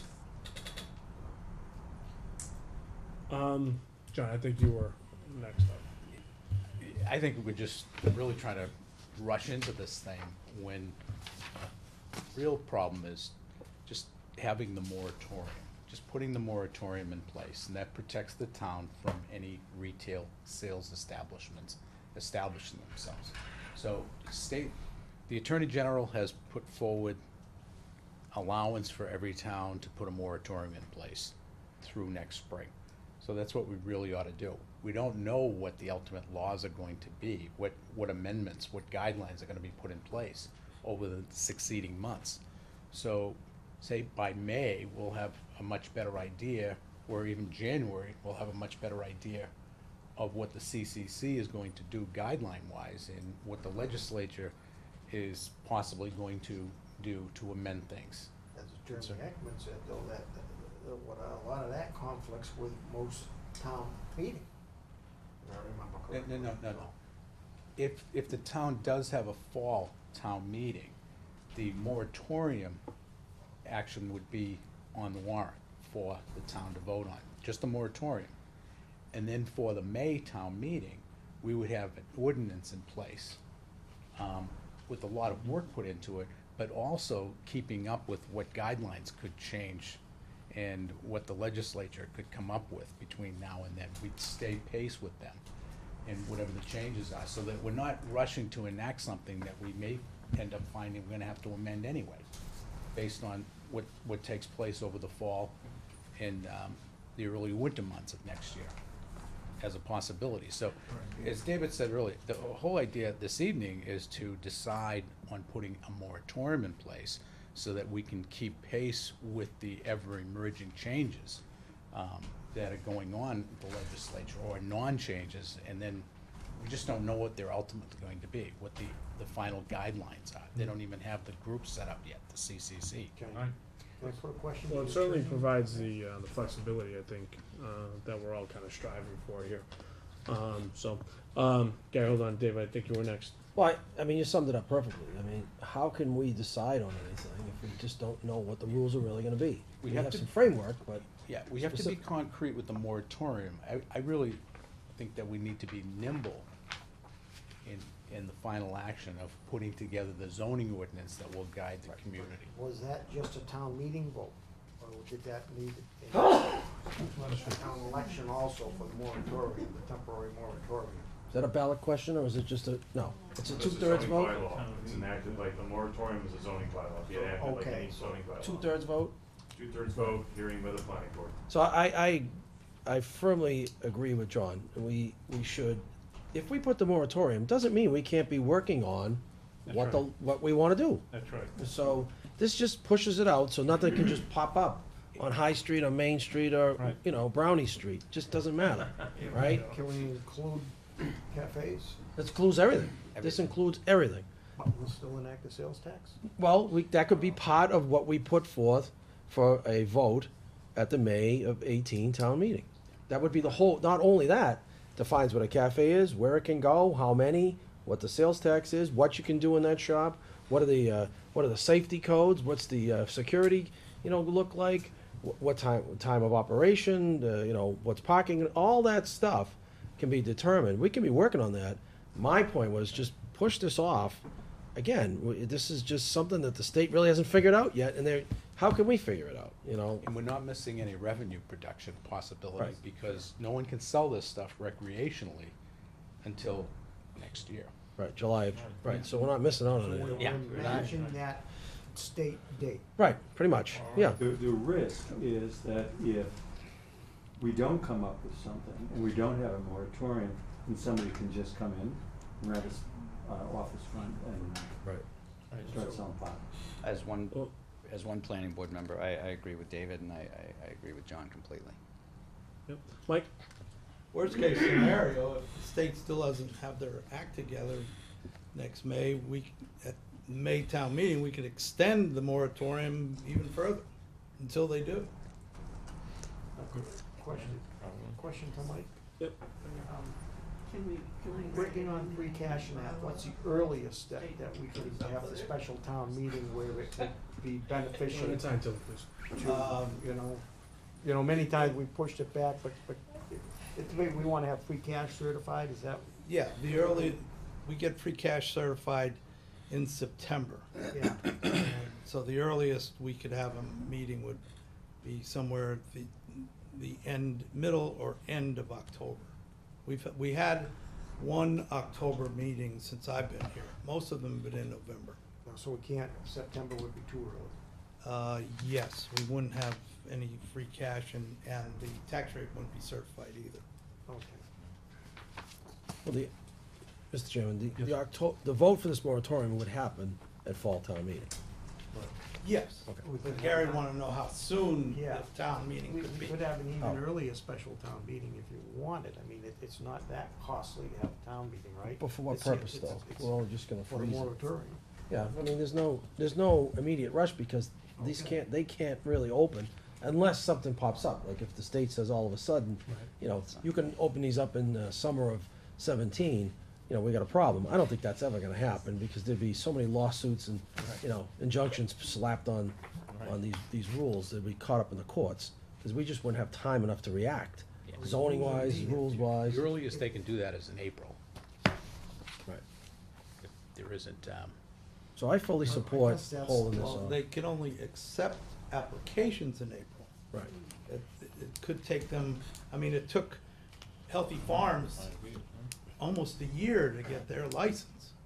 So I guess that's then why to rush to a moratorium if it's, Because we're unprotected if we don't do it. so why not do it tomorrow? Yeah, I wanna make one thing, We can't. I'll make one thing clear about the state's action here, the deadlines that the legislature has extended are deadlines for the state to act. There's nothing in that provision that prevents the state from acting as early as they want to. They're not limited, they don't have to wait till April to act, they can act whenever they get around to it, before that time, there's no limit on that, so. So that's, That's the reason for the moratorium. Correct. Right. To protect yourself, so so that's you're why not I'm hanging trying to up. understand it, if there's no rush to it. Now, wait a minute. Yes, well, that's what I'm saying, I'm understanding it as there may be. We should have more of a concern as to the timing of it. That's why I wanted it at this town meeting, and I was told Yeah. it's too late. However, if that ever happened, we could act quickly and call a special town meeting for the purpose of running this, but this is all hypothetical, it's probably never gonna happen. You know, we'll be protected quite well if we do this in October. You know, the state doesn't move that quickly, that all of a sudden, you know, they're gonna let these recreational marijuana stores just pop up between now and October. How quickly not. could we, if the state ever did, you know, come out? Posted, what, 14 days? 14 days? No, the planning board would have to go through their procedure. Okay, so, So, okay. so they could hold it up in that, Joey? The problem, I think, excuse me, that what was suggested that we should have done it in May. The problem is, the longer you have this lapse, the more lobbying that's gonna take place at the state level. That's what I was gonna say, you don't And know where that's, the money that's, is. that's the hitch of waiting and waiting. And, You got big, deep pockets. yeah, so that's a big problem with this, because it's so new. There's a lot to be learned by the state as well as us. And the moratorium is good as long as it's long enough. I'm not in favor of extending it every year. That's kinda, I'd rather do it 2 years gap and then do it every 2 years if that is necessary. the only thing is, we may miss out on an opportunity to have, you know, like Gary says, to be in and getting, you know, getting that one store. So I think, as it's said, going by the state guidelines is the right move to make.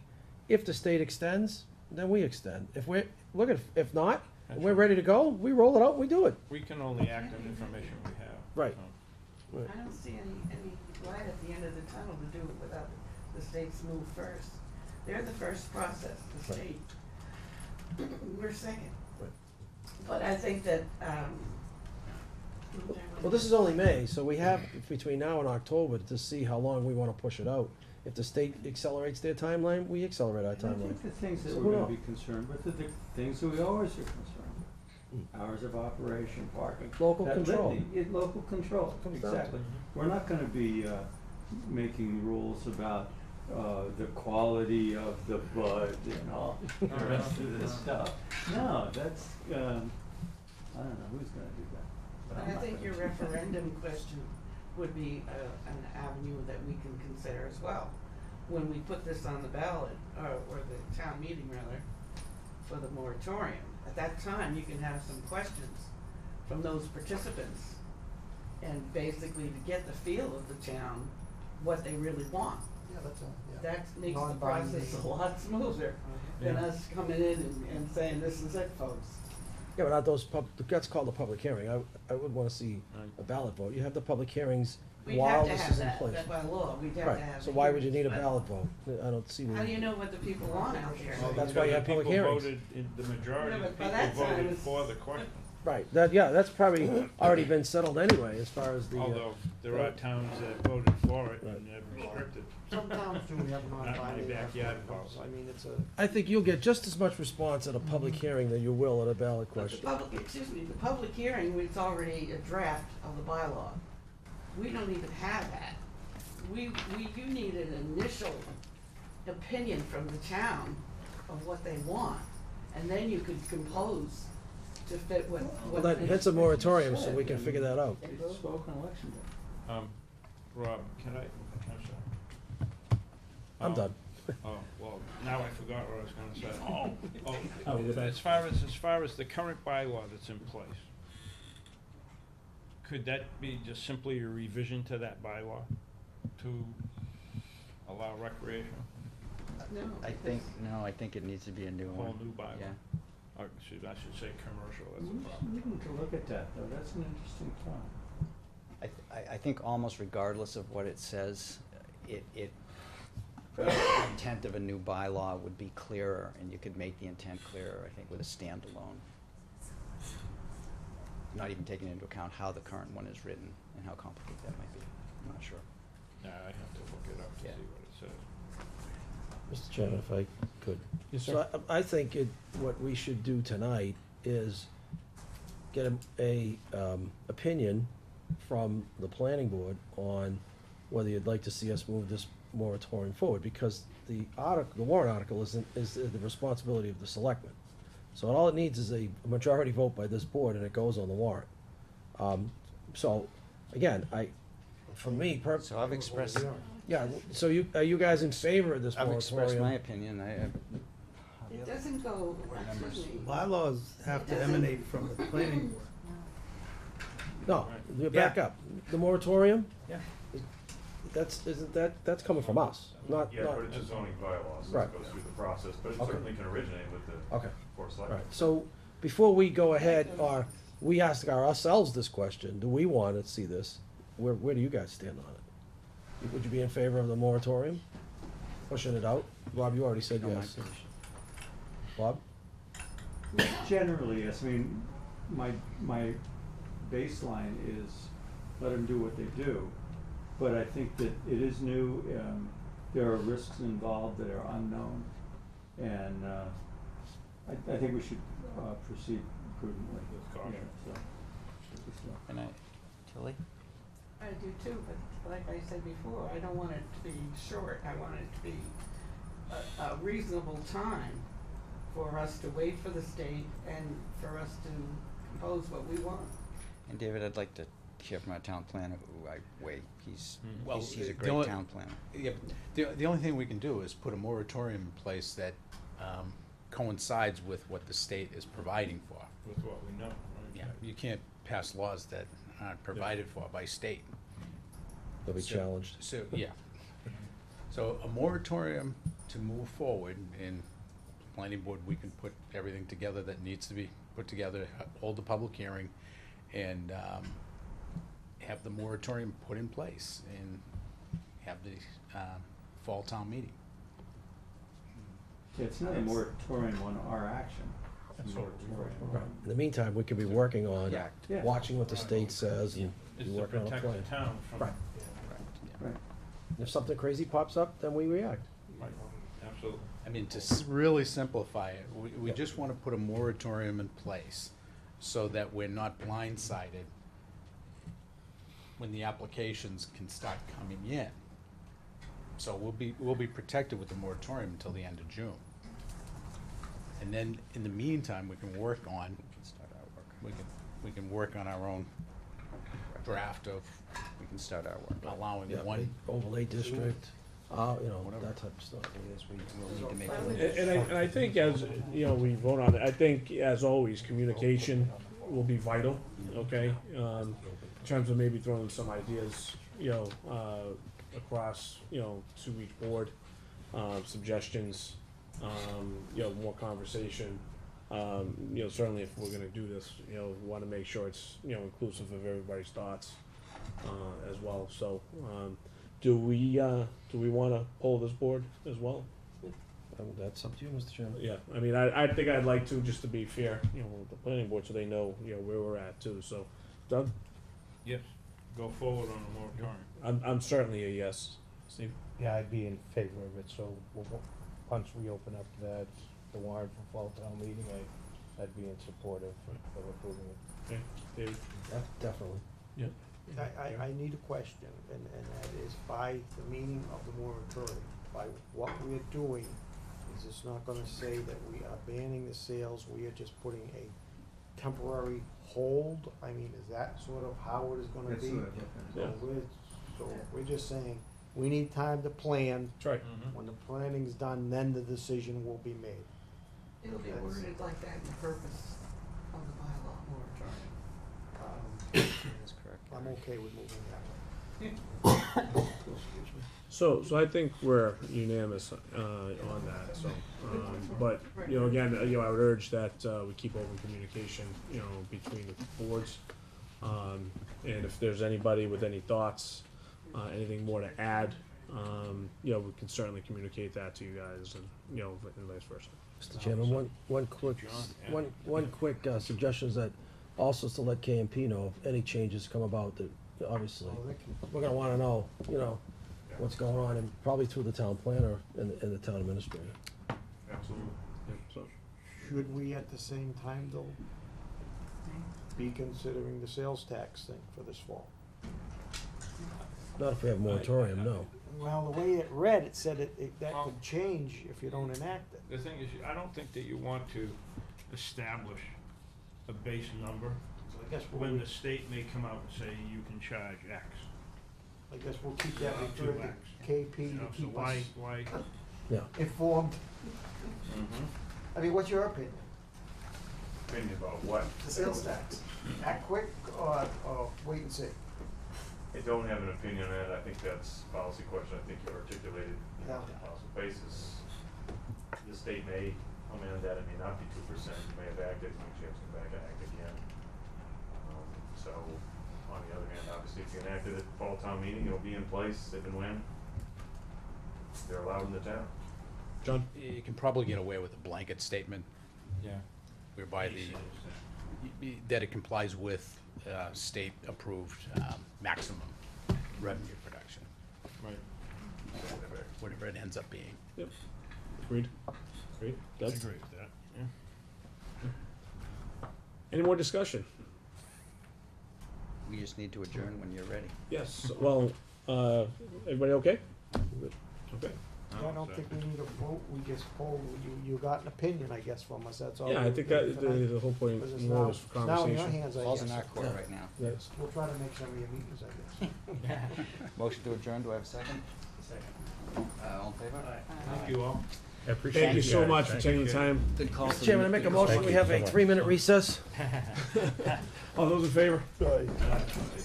Okay, 2 minutes. Oh, no.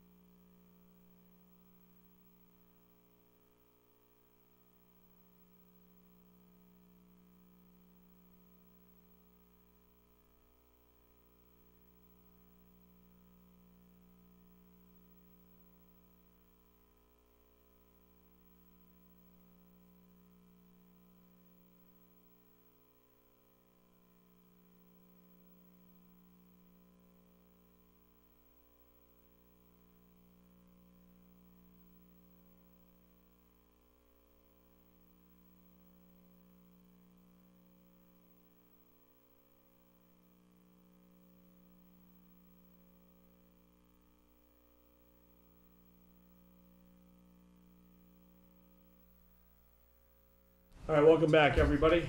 We're gonna move forward within our agenda. Let's go to the minutes of May 15th, 2017. Has everybody had a chance to take a look? Yes. All right, is there any discussion? Anybody? No? All right. You have a motion to accept? So moved. All right. Second. All right, great. Any further discussion? If not, all those in favor? Aye. Aye. Aye. Okay. That's, okay. Next, we have a resignation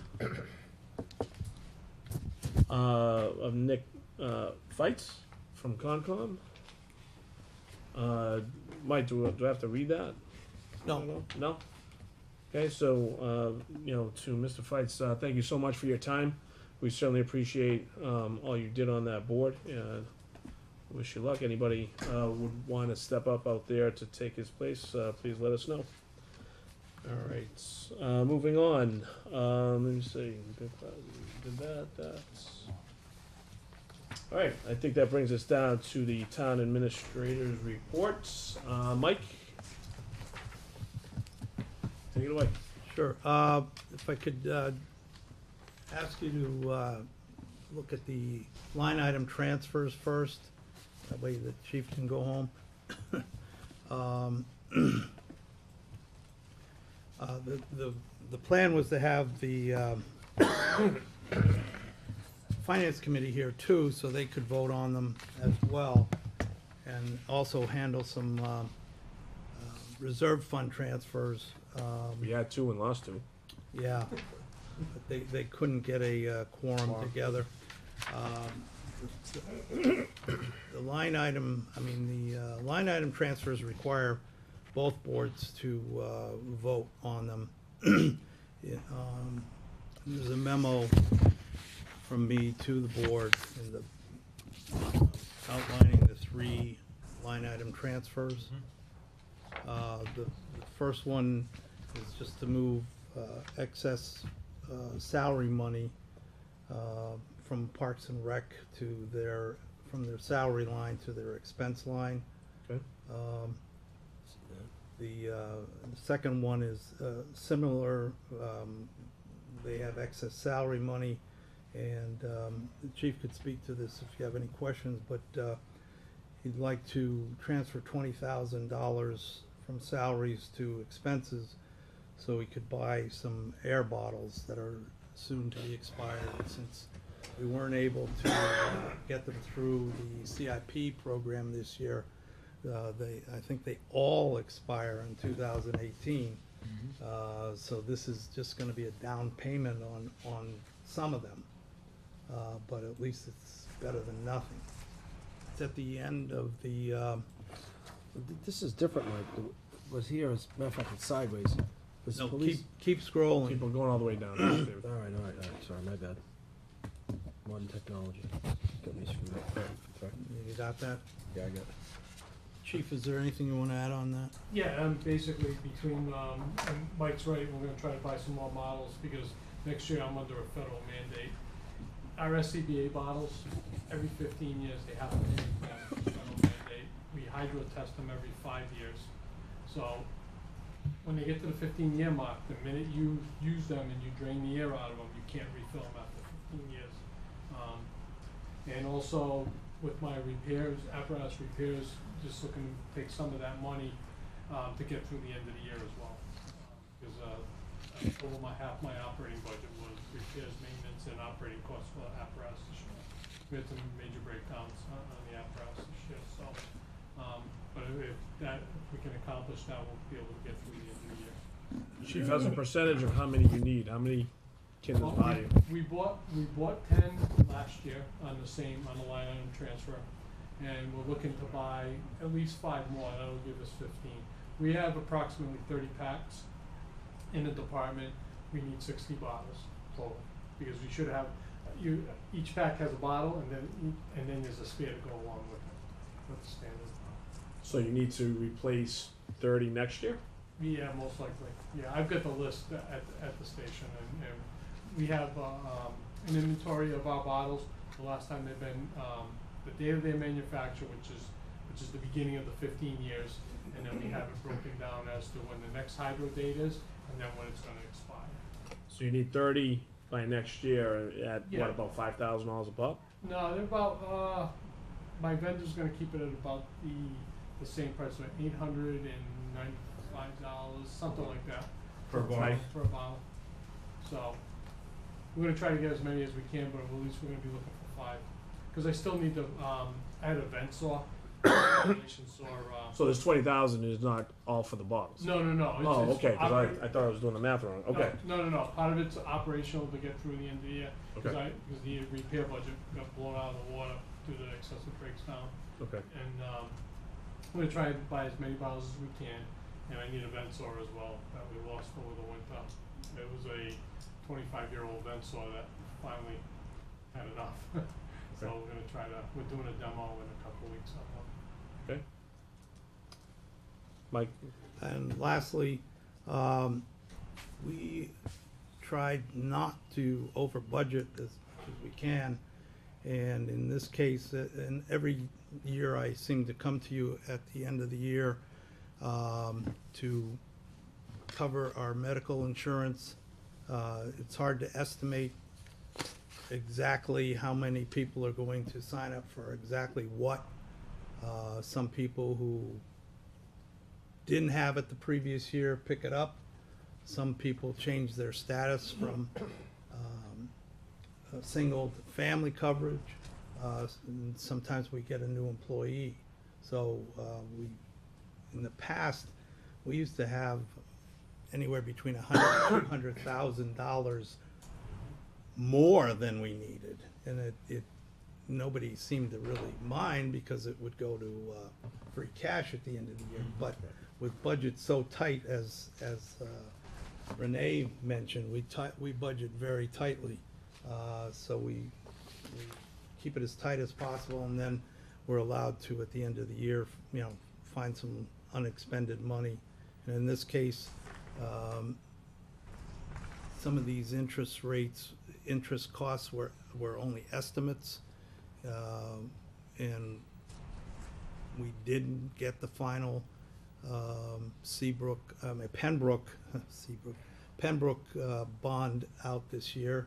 We have to wait till that project is wrapped up by MSBA, and we didn't issue, although we're going to issue one ban that was down on the office for your signature, but we had money to cover the band interest on the water tower and the one other bond that we're not taking, well, both bonds for Pembroke and middle high school project. So they have excess funds in those line items, and it would be enough to cover the shortage in the medical insurance. So I need if you have any questions, if not, we need a motion to approve those line item transfers as presented. Okay. Any discussion? Mr. Chairman, I make a motion that we approve the 3 line item transfers as presented by the town administrator. Second. All right, we have a motion and a second. Discussion. Eric? Yeah, so this interest is, just help me to better understand it. We've taken out the notes, but we haven't had to expend all the money, so it's been making interest somewhere? No, it's interest we anticipated paying out that we haven't Okay, so had you, to pay so this you, year. you funded so, okay, so this isn't interest that we have received on an account. This is interest that you have funded in the budget, and you're not now having to pay that interest. That's correct. To the lenders. That's correct. Okay, and so rather than being as free cash somewhere. Is there more that may go towards free cash later? Is that where would it go? There's more free cash in other areas, but we're using those three line items. I think there's more in the short-term interest. We just Okay. utilize that to meet the immediate need. of Okay, well, no, thank you, because I, at least I understand now what you mean by interest. This is interest that we anticipated paying and we're not, so. Correct. Okay, thank you for that. Okay. And this is all for fiscal year 17, Yes. okay? And this has nothing to do with the other things that are in front of us? No, those were reserve fund transfers. So you'll be still discussing those? I'll talk about it. Okay, thank you. Yes. Okay, thank you. Any more discussion? No? There's no more discussion, call the vote, all those in favor? Aye. Aye. Aye. Unanimous? Thank you. Okay. And if the, well, we were gonna, we were supposed to have a FinCom meeting last Wednesday. We weren't able to get a quorum then. They tried to reschedule it for tonight just to handle these reserve fund transfers. But as you could see, only 2 of the members were able to make it. So Mike, there was no quorum last week and no quorum tonight, right? That's correct. How many openings are on that board? Yeah, Mr. what, Chairman? Only 1. So it's not a matter of people No, not being. it's just signing. availability this time of year, and our chairman's been out ill. Yeah, I know one of their members travels quite a bit, so, yeah, it's probably an issue as well. Okay, so when are they going to be voting? They haven't rescheduled yet, They but haven't- they have to, they can vote in June. Okay, so it's not something that needs to be, yeah. No, okay. we just have to move the money. Okay, And those are relatively self-explanatory. The first request for $4,600. As you know, one of our employees in the health department had a serious illness and was out for about 9 months. And we needed to have somebody fill in part-time. She was out on sick leave, so we were still paying her. And there wasn't enough savings left in the rest of the budget to cover the temporary help. So we're requesting the Finance Committee to transfer money from the reserve fund into the Health Department budget. Question on that Yeah, for me? Didn't we once already make an adjustment there? So this is just, no, something no. comes to mind, unless. No, because we have not touched the reserve fund all year to this point. Perhaps it was with the budget that I remember or something. I just remember that conversation in the past, so We may have given you a heads up that we had to hire somebody. maybe that was it. To pay the school bills. When we were building the school, you had somebody in for, No, this No, this- particular one with the this- help, this is help. Maybe it was that, what we said, might have been a heads up or something. but- She might have moved money from an expense to salary. I don't recall. hey, Mike, just for the sake of time, as we're kinda getting up against it, can we move on from these, cause we're not voting on these, anyway, so if we can get to, the other items on your list? Sure. Thank you. What I wanted to do is take a few minutes, though, to inform the board as to, what's actually, where we're going with the former Kennedy property. Now we're gonna call it the National Ave property. If you could just spread out a little bit. They still Yeah, make those? we had Did to you go just- old tech. Did you just buy that? That's it. No, That's we- it. Closet. we- I got that's one of why them. you want I got one of them to give away. I right now. found it. That's Janet it. and I, Transparencies, I love it. Janet and I went through the Copies, entire, you can every pass the transparencies. closet. That's, I see. Actually, we found it in the eaves of the Really? town hall. I'm this surprised you got a afternoon. bulb that works in it. Remember to put it Well, upside down, right? Is that? Yeah, Yeah, yeah, and, yeah. and actually, I told Janet, I said, the only thing that really could go wrong with this is the bulb go burning out, and Yeah. so I'm So hurry gonna up. go as quickly as possible. It's a mercury bulb too. This is a locus map of where the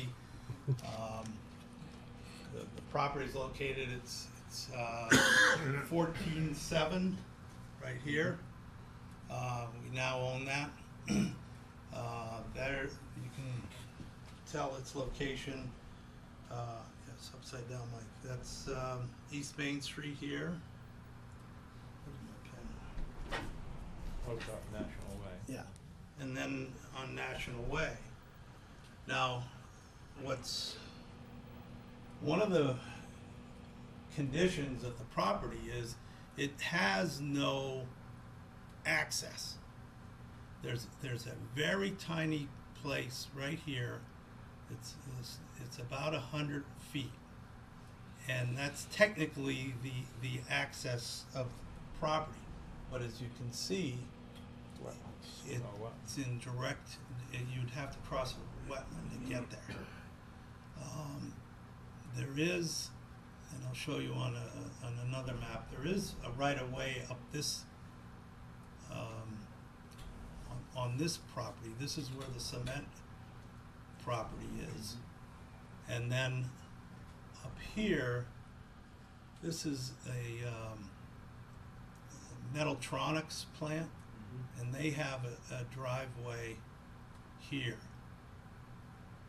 But this property here, 14-8B, extends all the way down National Ave.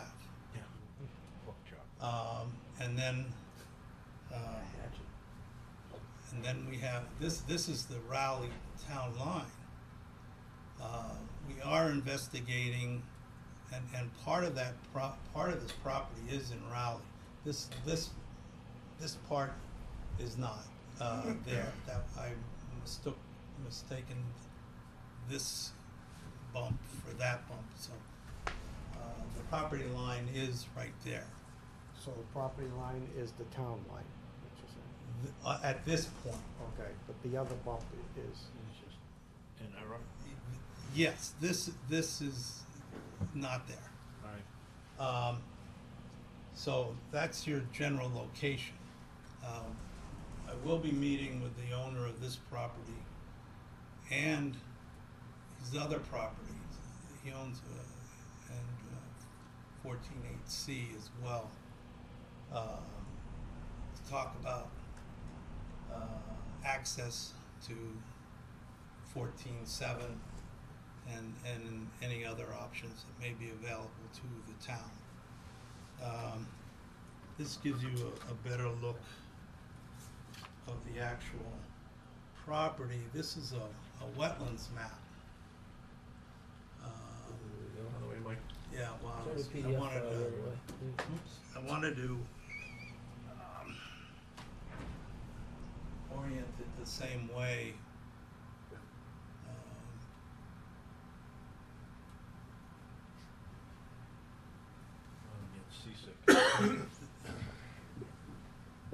This is the same orientation. This way. This way, Yeah. keep going. Yeah, so, Concrete, yeah, okay.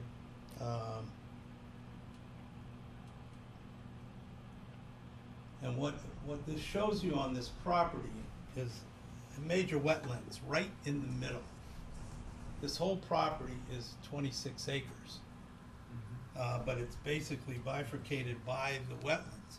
There's about 4 to 5 usable acres on this side with 0 access unless we go into either utilizing this driveway here and get an easement into this part, or talk to the people over here in Rowley and see if we can get an access point through there.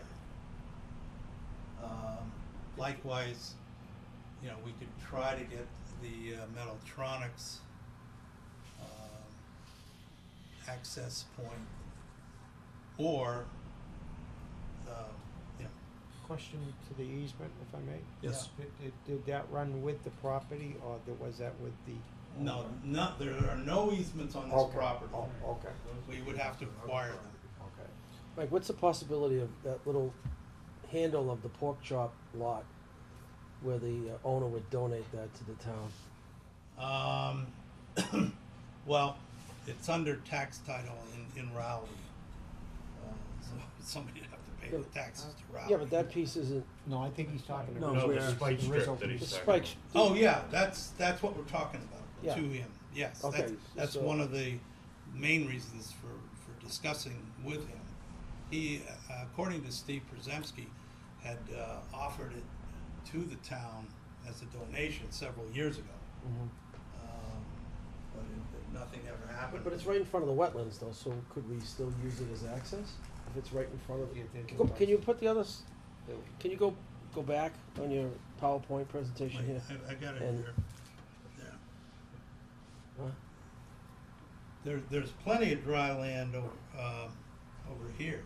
I think the other map shows it better though, if you could you go back to the other one, please? Alright, so, yeah, that 14A, right, 14 to 8A, right, that's what you're saying, right? Yeah, So, if we could get that strip right to Right the up corner, there. even to the corner of the lot, right there. yeah.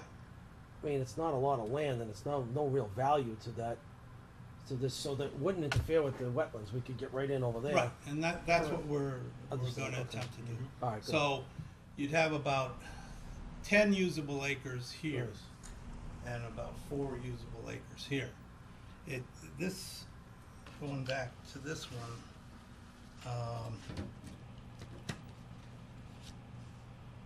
if the town was going to use this property for any reason, we could more than likely, I talked to Steve, move this wetland.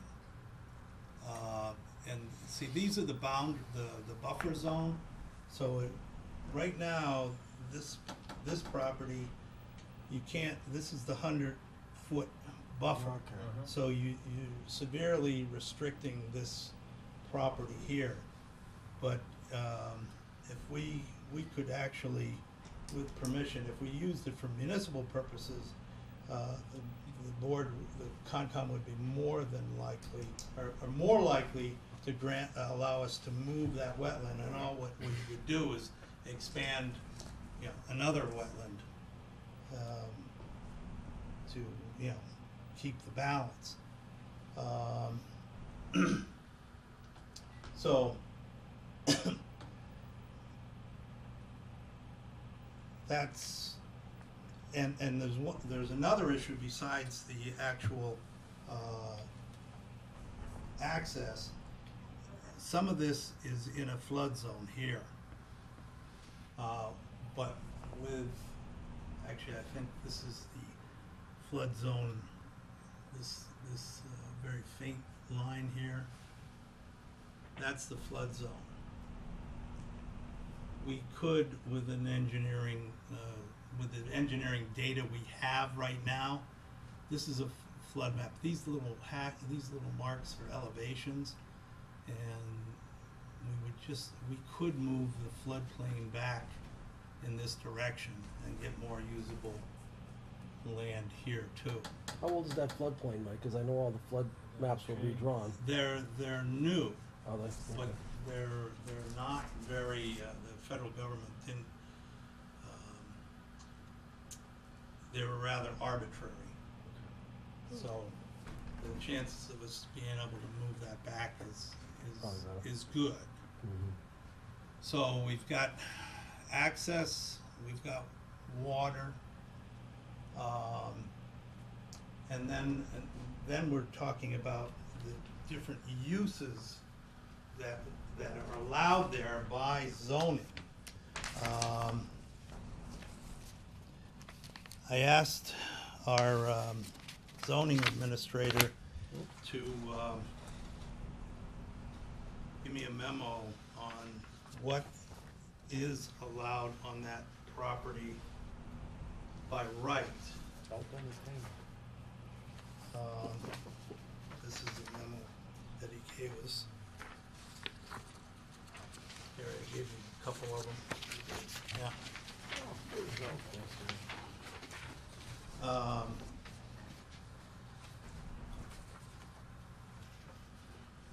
So these are, I didn't plan to go over this. This is for your information right now. Yep. So,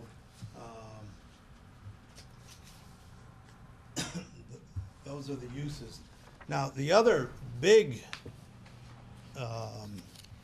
issue that you as a board have to decide, well, what do you want to put on it? But if you are going to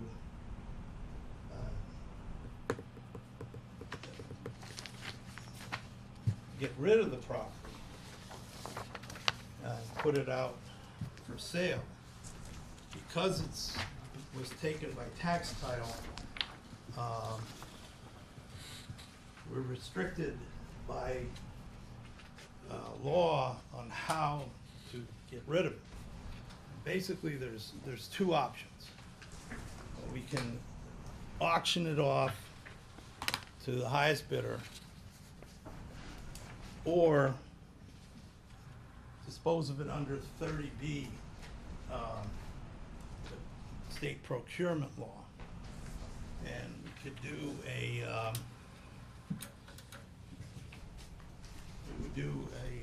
request for proposals that gives you more control over who gets the land. It's not necessarily the highest bidder. That is one of the main factors. But with the request for proposals, it's qualitative as well as quantitative. The qualitative aspects of it, we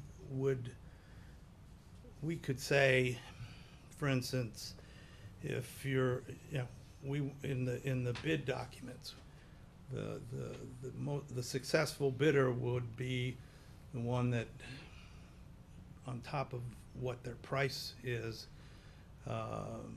whoever gives us a proposal for the highest and best use of the property as far as tax revenue is concerned.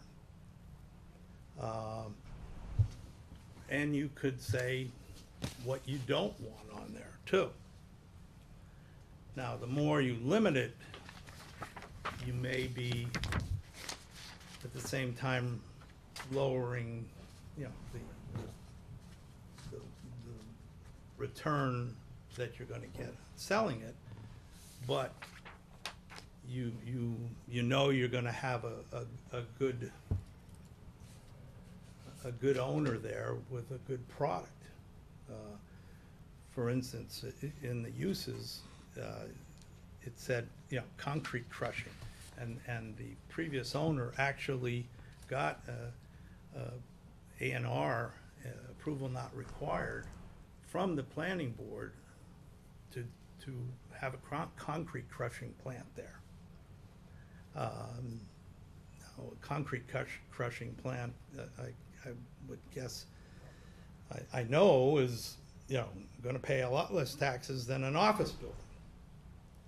So those are the gives and takes you have to take into consideration if we decide not to just auction it off. You're also going to want to look at it for municipal purposes too, because, as the man said, they're not making any more land. And I think I've mentioned this to several of you. and when the staff was, been looking at this, it was noted that this is the lowest elevation point in the town. So everything flows downhill to it. And if you ever wanted to consider a sewage treatment plant, that may be one of the areas that you might want to look at too. Like, being it's a large piece of land, but really it's almost halved, you know, because of the wetlands. Could you do a little bit of both?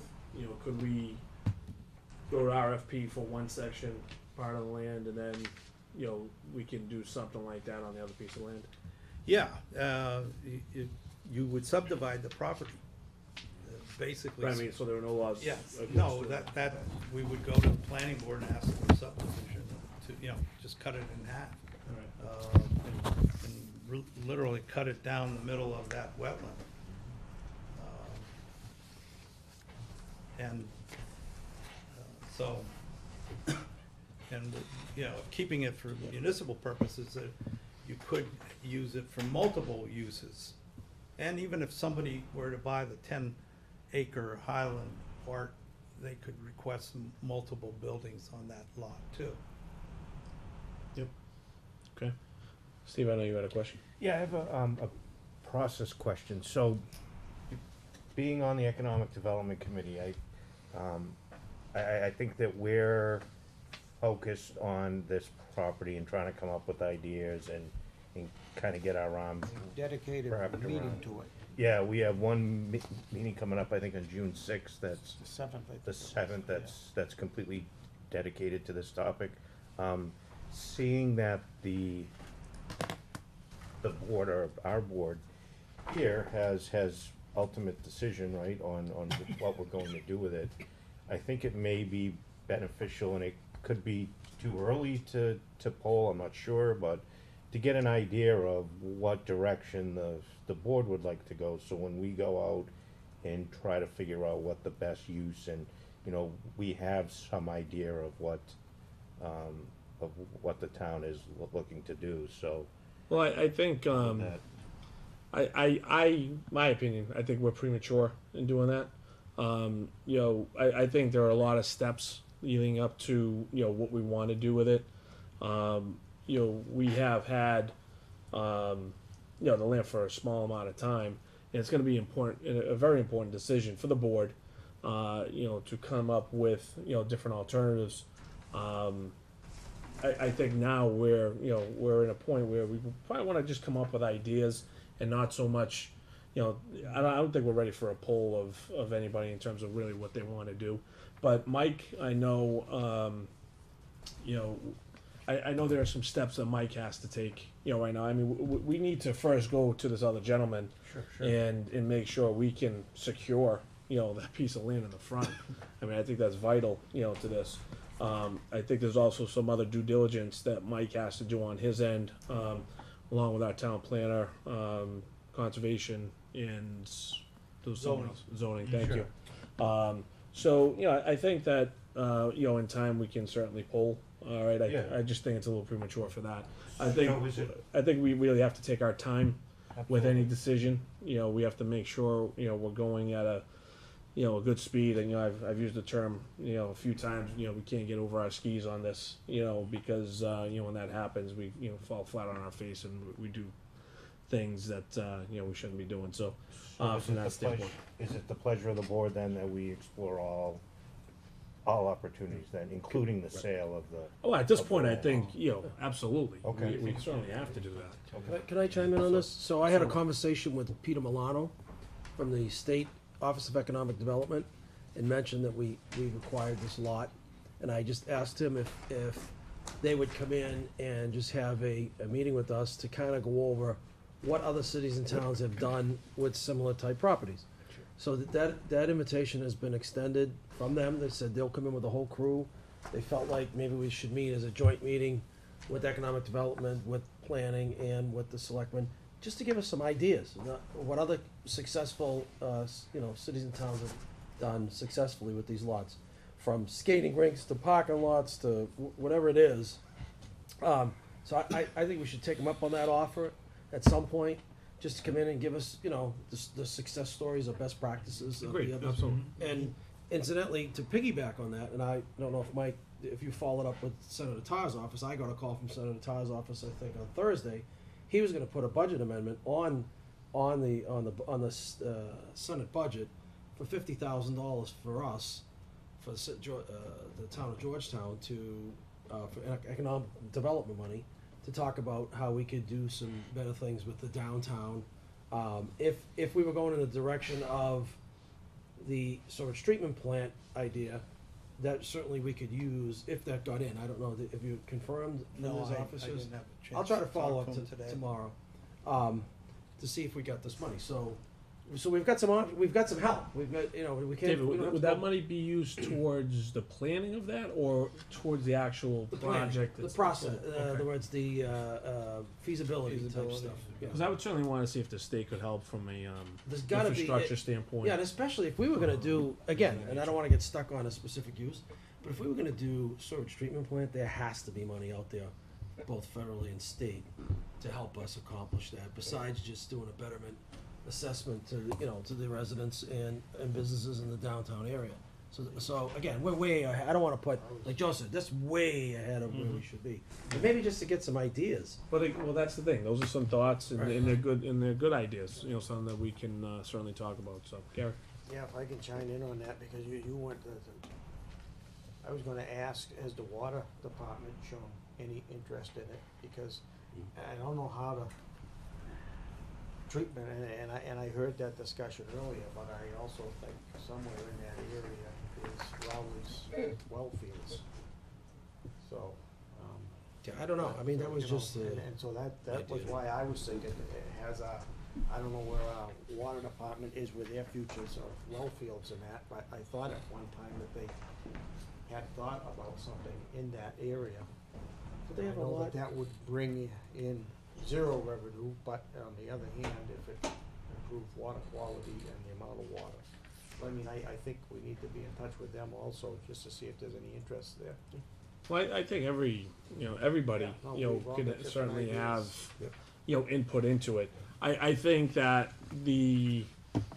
at least I speak for myself, I think a portion or all of it, we need to take this opportunity to generate some revenue off of this land. I mean, I think one way or another, it has to happen. So, again, it could be a portion, okay, maybe another portion goes, you know, somewhere else, but I think we are, you know, in a unique opportunity where we have some land here, that we really need to, you know, make the best use out of it, you know, for Whether that's a successful combination future. of a one-time plus a perpetual tax base issue, or is it some type of revenue generating item that the town manages, you know, i.e., again, I'm not advocating for anything, you know, a skating rink, you know, if it was big enough for a municipal golf course, that would be great, but, you know, those types of things. Or is it, we sell it to a developer who's gonna put up an office building, and we're gonna get the revenue, the real estate tax revenue there. I mean, you know, there's so many different combinations. And maybe that's something this board, you know, also, you know, thinks about, you know, over the next, you know, week or two is, you know, maybe they have some ideas. and, Would the board want me to invite Peter in to try to coordinate that? with them? I think, you know, Mike, you know, had a thought, you know, where Too that early? might be a little too early for that. And if you think it's too early, at what point in time? The answer is yes, but, you know, the question is, at what point is it ideal, you know, to bring Yeah, I don't, Mr. we wanna- Milano in? Yeah, give him enough information. If we don't know the information, when we're ready, he's ready. He's been out here before. Yeah, Peter's a good friend. Yeah, So, I think we have to nail down some, yeah, access is Yeah. number one.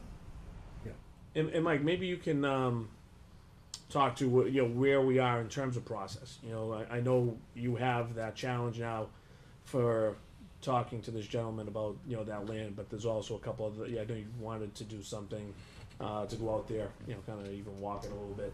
But what is process now? You know, where, you know, we might be able to start, you know, bringing someone like Mr. Milano in. Well, as I stated, I'm meeting with Mr. Rizzo next week. Yep. To talk about options for immediate access, and there's a bunch of other land there too. They're all connected. So there could be other, You mean 14A, yes. 8A, B, and C? So we might even, Mhm. you never know, we might even have more land. All right. Yeah. Okay, so, but other than that discussion, at that point, then you have to do what? I know we had spoken about that. Well, that's, you know, I'm just talking baby steps here, and that's step one. You know, Yeah. we know what we can do, you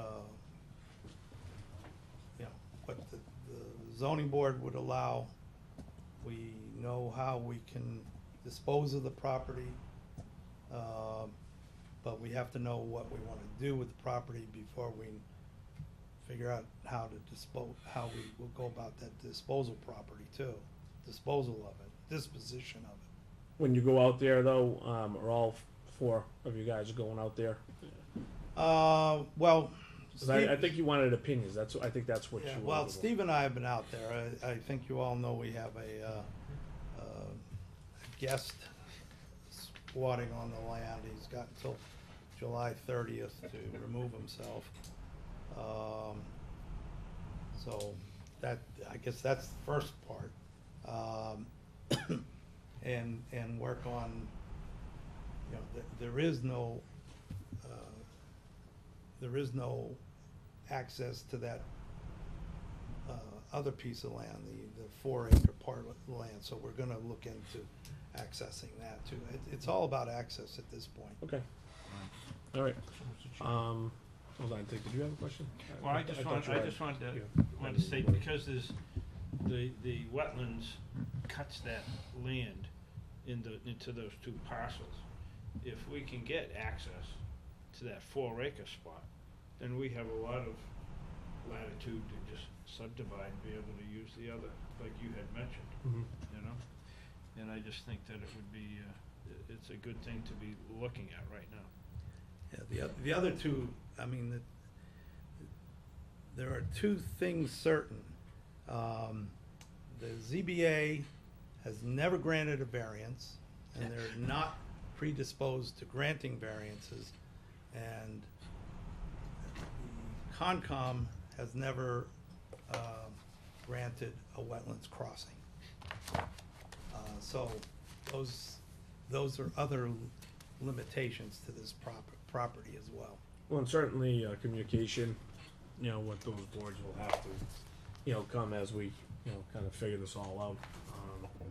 You know, we're gonna have to make sure they understand the importance of this. Mr. Chairman. So, We'll have to increase. So I did just hear from Senator Tar. He said that he filed the amendment. He thinks we have a good chance of getting it in the budget. We won't know for sure until the debate is concluded, probably no later than Friday. So hats off to Senator Tar. He's a real good friend of Georgetown, a very good ally for us, and hopefully he can secure this $50,000 for us to use for economic development. So we'll thank you, certainly Senator thank Tar. him for his efforts, absolutely. So, Steve, did you? Yeah, Okay. yeah, just to follow up on the process question, so what role do you guys want Economic Development Committee? I mean, are we gonna have discussions here and at that meeting as well? Are we gonna, would you prefer that committee provides updates? Obviously, I could be critical to have you there at those meetings, but I just wanna get a sense. It sounds like we're talking some of the details here, but we're also doing that in the other meeting. I just wanna keep everybody on the same page and figure out who, you know, who's kinda gonna lead the process here, and, I don't know what your Yeah, take is on this. I mean, I would certainly, you know, appreciate any feedback, as I'm sure the board would, you know, with any, you know, recommendations, thoughts, anything like that. I mean, we could put it in an agenda, you know, item, you know, for follow-up, you know, whether it be, how often do you guys meet? Well, we've been doing it once a month, Having but two in June. we should have 2 in June, yeah. Steve is the new chair, so he'll be Yeah, so maybe, as, you guys have these conversations, let me know, and we could certainly make some time on our agenda, maybe to get some feedback from you. As a suggestion, Mr. Chairman, also coordinate with Mike to see Yeah. what he is in the process of acquiring and. Yeah, there's a Well, that's lot of why I mentioned- staff work to do. It would be Town great, I know planners that do. Steve and John are at those meetings, so, I mean, I don't know what your schedule is, Mike, but if you could be at the Economic Development Yeah, Committee when's the next meeting? June 7th. June seventh, I think, was, if I'm correct, if that's a Tuesday, we're meeting just 7:30, for that, and I think the following Tuesday, we're having our normal monthly meeting, I believe. Okay, all right. Well, listen, guys, we're gonna move on from that, in the spirit of moving on. Mike, just a quick update on 45 Central, please. Yeah, I've reached out to a demo person, and he's coming over to give me a quote on it.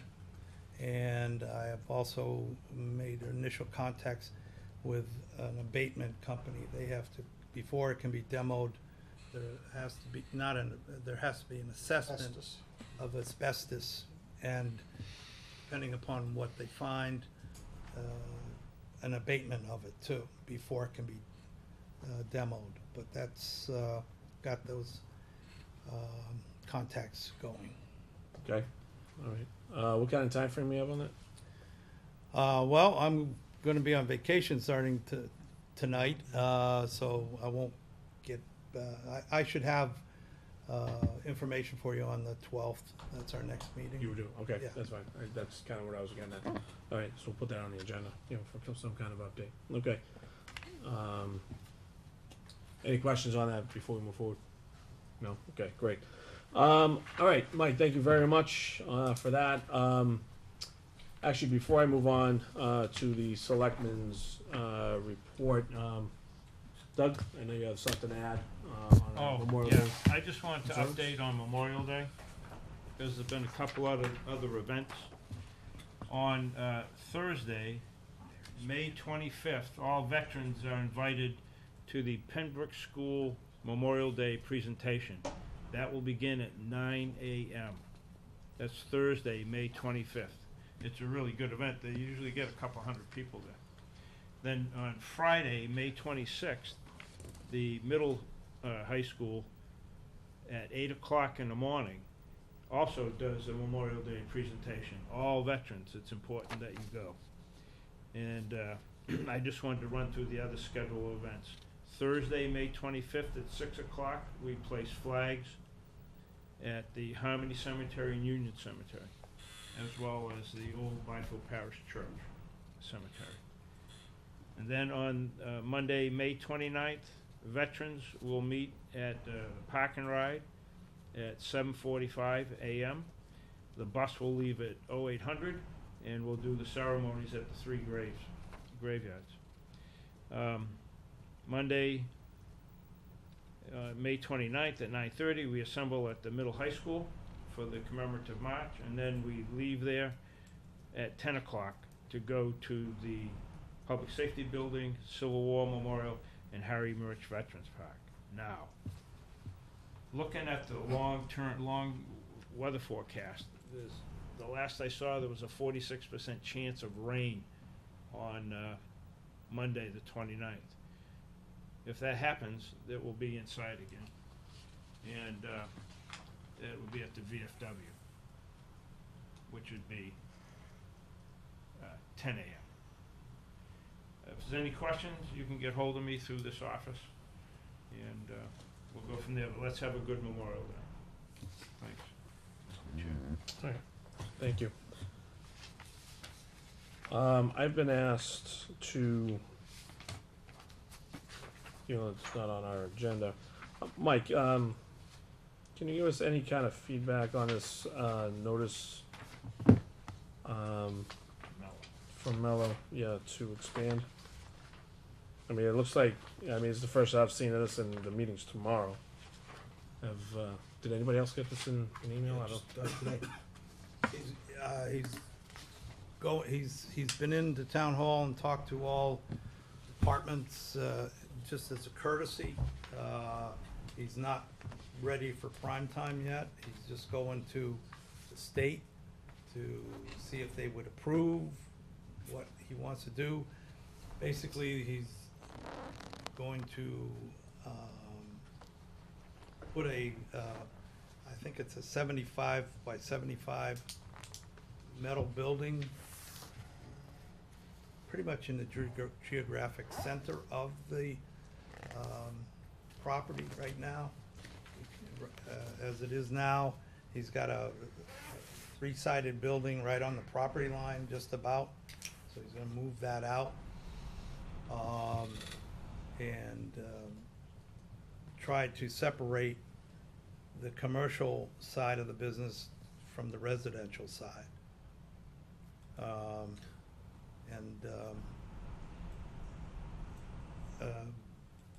The lease he has is for a 2-acre parcel. I'm not yet sure how much of that, 2 acres he's gonna be utilizing.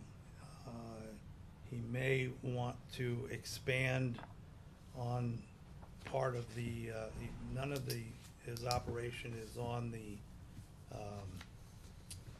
cap of the landfill. He may want to, before he can even ask us, he's gotta ask the state Okay. whether he could have some of his operation on the cap part. Okay. So if he gets approval by the state, do we have He to have a still has to come public by here, hearing right? and? Oh, it has to go through planning board, site plan, Okay. yeah, there's, Planning board and then. and from the preliminary information that we have seen, I believe Concom would, if he does, even in his current location, he's got some issues with the wetlands in the area too, so there would be wetland permits and planning board permits necessary. Can I just ask one other question? Has he spoken to any of the abutters or in the surrounding area? Cause it looks like they're looking to increase the capacity from 500 tons per day to 300. I would think just from an overall, traffic standpoint, if they're advertising that the facility's larger I don't know if there's any odor or debris or anything that happens there now that could impact the butters, is that? Well, that's a site Okay. plan issue. Okay, And the fact that everything's gonna be pretty much enclosed, I don't know that okay. there's no odor issue. Now, right now, there's a big issue of debris being blown on those other properties. Right. Mhm. And this could virtually eliminate that from happening. Gotcha. Okay. So, if I may, so where he's Yeah. looking to expand isn't going, will that encroach in any of the space the highway department's using? No. No, Okay. All right. Thanks, Mike, for adding some line on that. All right, Selectmen's report. So Mike and I did a preliminary on dates over the summer. Last summer we went to a one-time per month meeting as people start taking vacations, spending some time outdoors, so forth and so on. So we have come up with these dates, as you see on your agenda, for July 10th, August 21st, and then September 11th and September 25th. Those dates also kind of coincide also with just what I know of Mike's vacation and also Jan's vacation time. So, just wanted to see if there was any opposition to going to a one-time per month meeting. Now, of course, if we do need to meet, okay, and it's absolutely necessary that we need to meet outside of these dates, we can certainly do that. Okay, we're not saying that this is it, but if there isn't anything that we have to meet about, then this is what we are proposing as far as dates. So wanted to get feedback from the board, see what these dates look like for you. And July 10th, I'm not around. I'm away. you're away, Yeah. okay? So that's I'm okay with those just except for September 11th, that's anniversaries, so that wouldn't be good to be here. That's your anniversary. Anniversary, yeah, so. Nice. Gary? Wise man. I came back from Maine on my anniversary for a meeting. You did? My goodness. I've always been opposed to going to one meeting per month during the summer, but, so, I will do my best to make the dates that you, Mr. Chair. I just hope that they coincide somewhat with the second and the fourth, and that we're not gonna be moving the dates around, from the second and the fourth as we've done in the past sometimes. From what I can see, one month is on the second and another month That's what it is on the sounds like. It fourth. sounds like the second one month and the fourth the other, so. Yep. Doug? Well, I would prefer 2 meetings a month, but it seemed that last year the 1 meeting a month seemed to work. I mean, we can always meet. Well, if we need that's to. the point. I mean, these are just scheduled dates, and again, if there's a need to meet, we can certainly do that. And if we need to meet, I mean, we can do it pretty quickly. So, I'd like to keep to these dates, just to give ourselves the time with family. Enjoy some summertime, and if again, I'll throw it out. If there is any thing that we have to meet about, we'll just put it on the calendar. Okay. Mike, you and Jenny, you want to review those dates for the board, please, when you're going on vacation over the summer? I think I'm the 2 weeks after the 10th, so 2 weeks after the I 10th. think it's the 17th, the 3rd and 4th week, I think. Yeah, I'm the first week of July and the first 2 weeks of August. August. Yeah. So as you can see, they're kind of spread out, between those two. So why don't we leave those dates for now, if it's okay with the board? Yeah, I'm just not and good for we'll July kind of- tenth, that's, I'll be away July tenth, so. Okay, July 10th and September 11th. But don't Okay. go by me, that's fine. Okay. It's only one. I will be out the rest of this week also.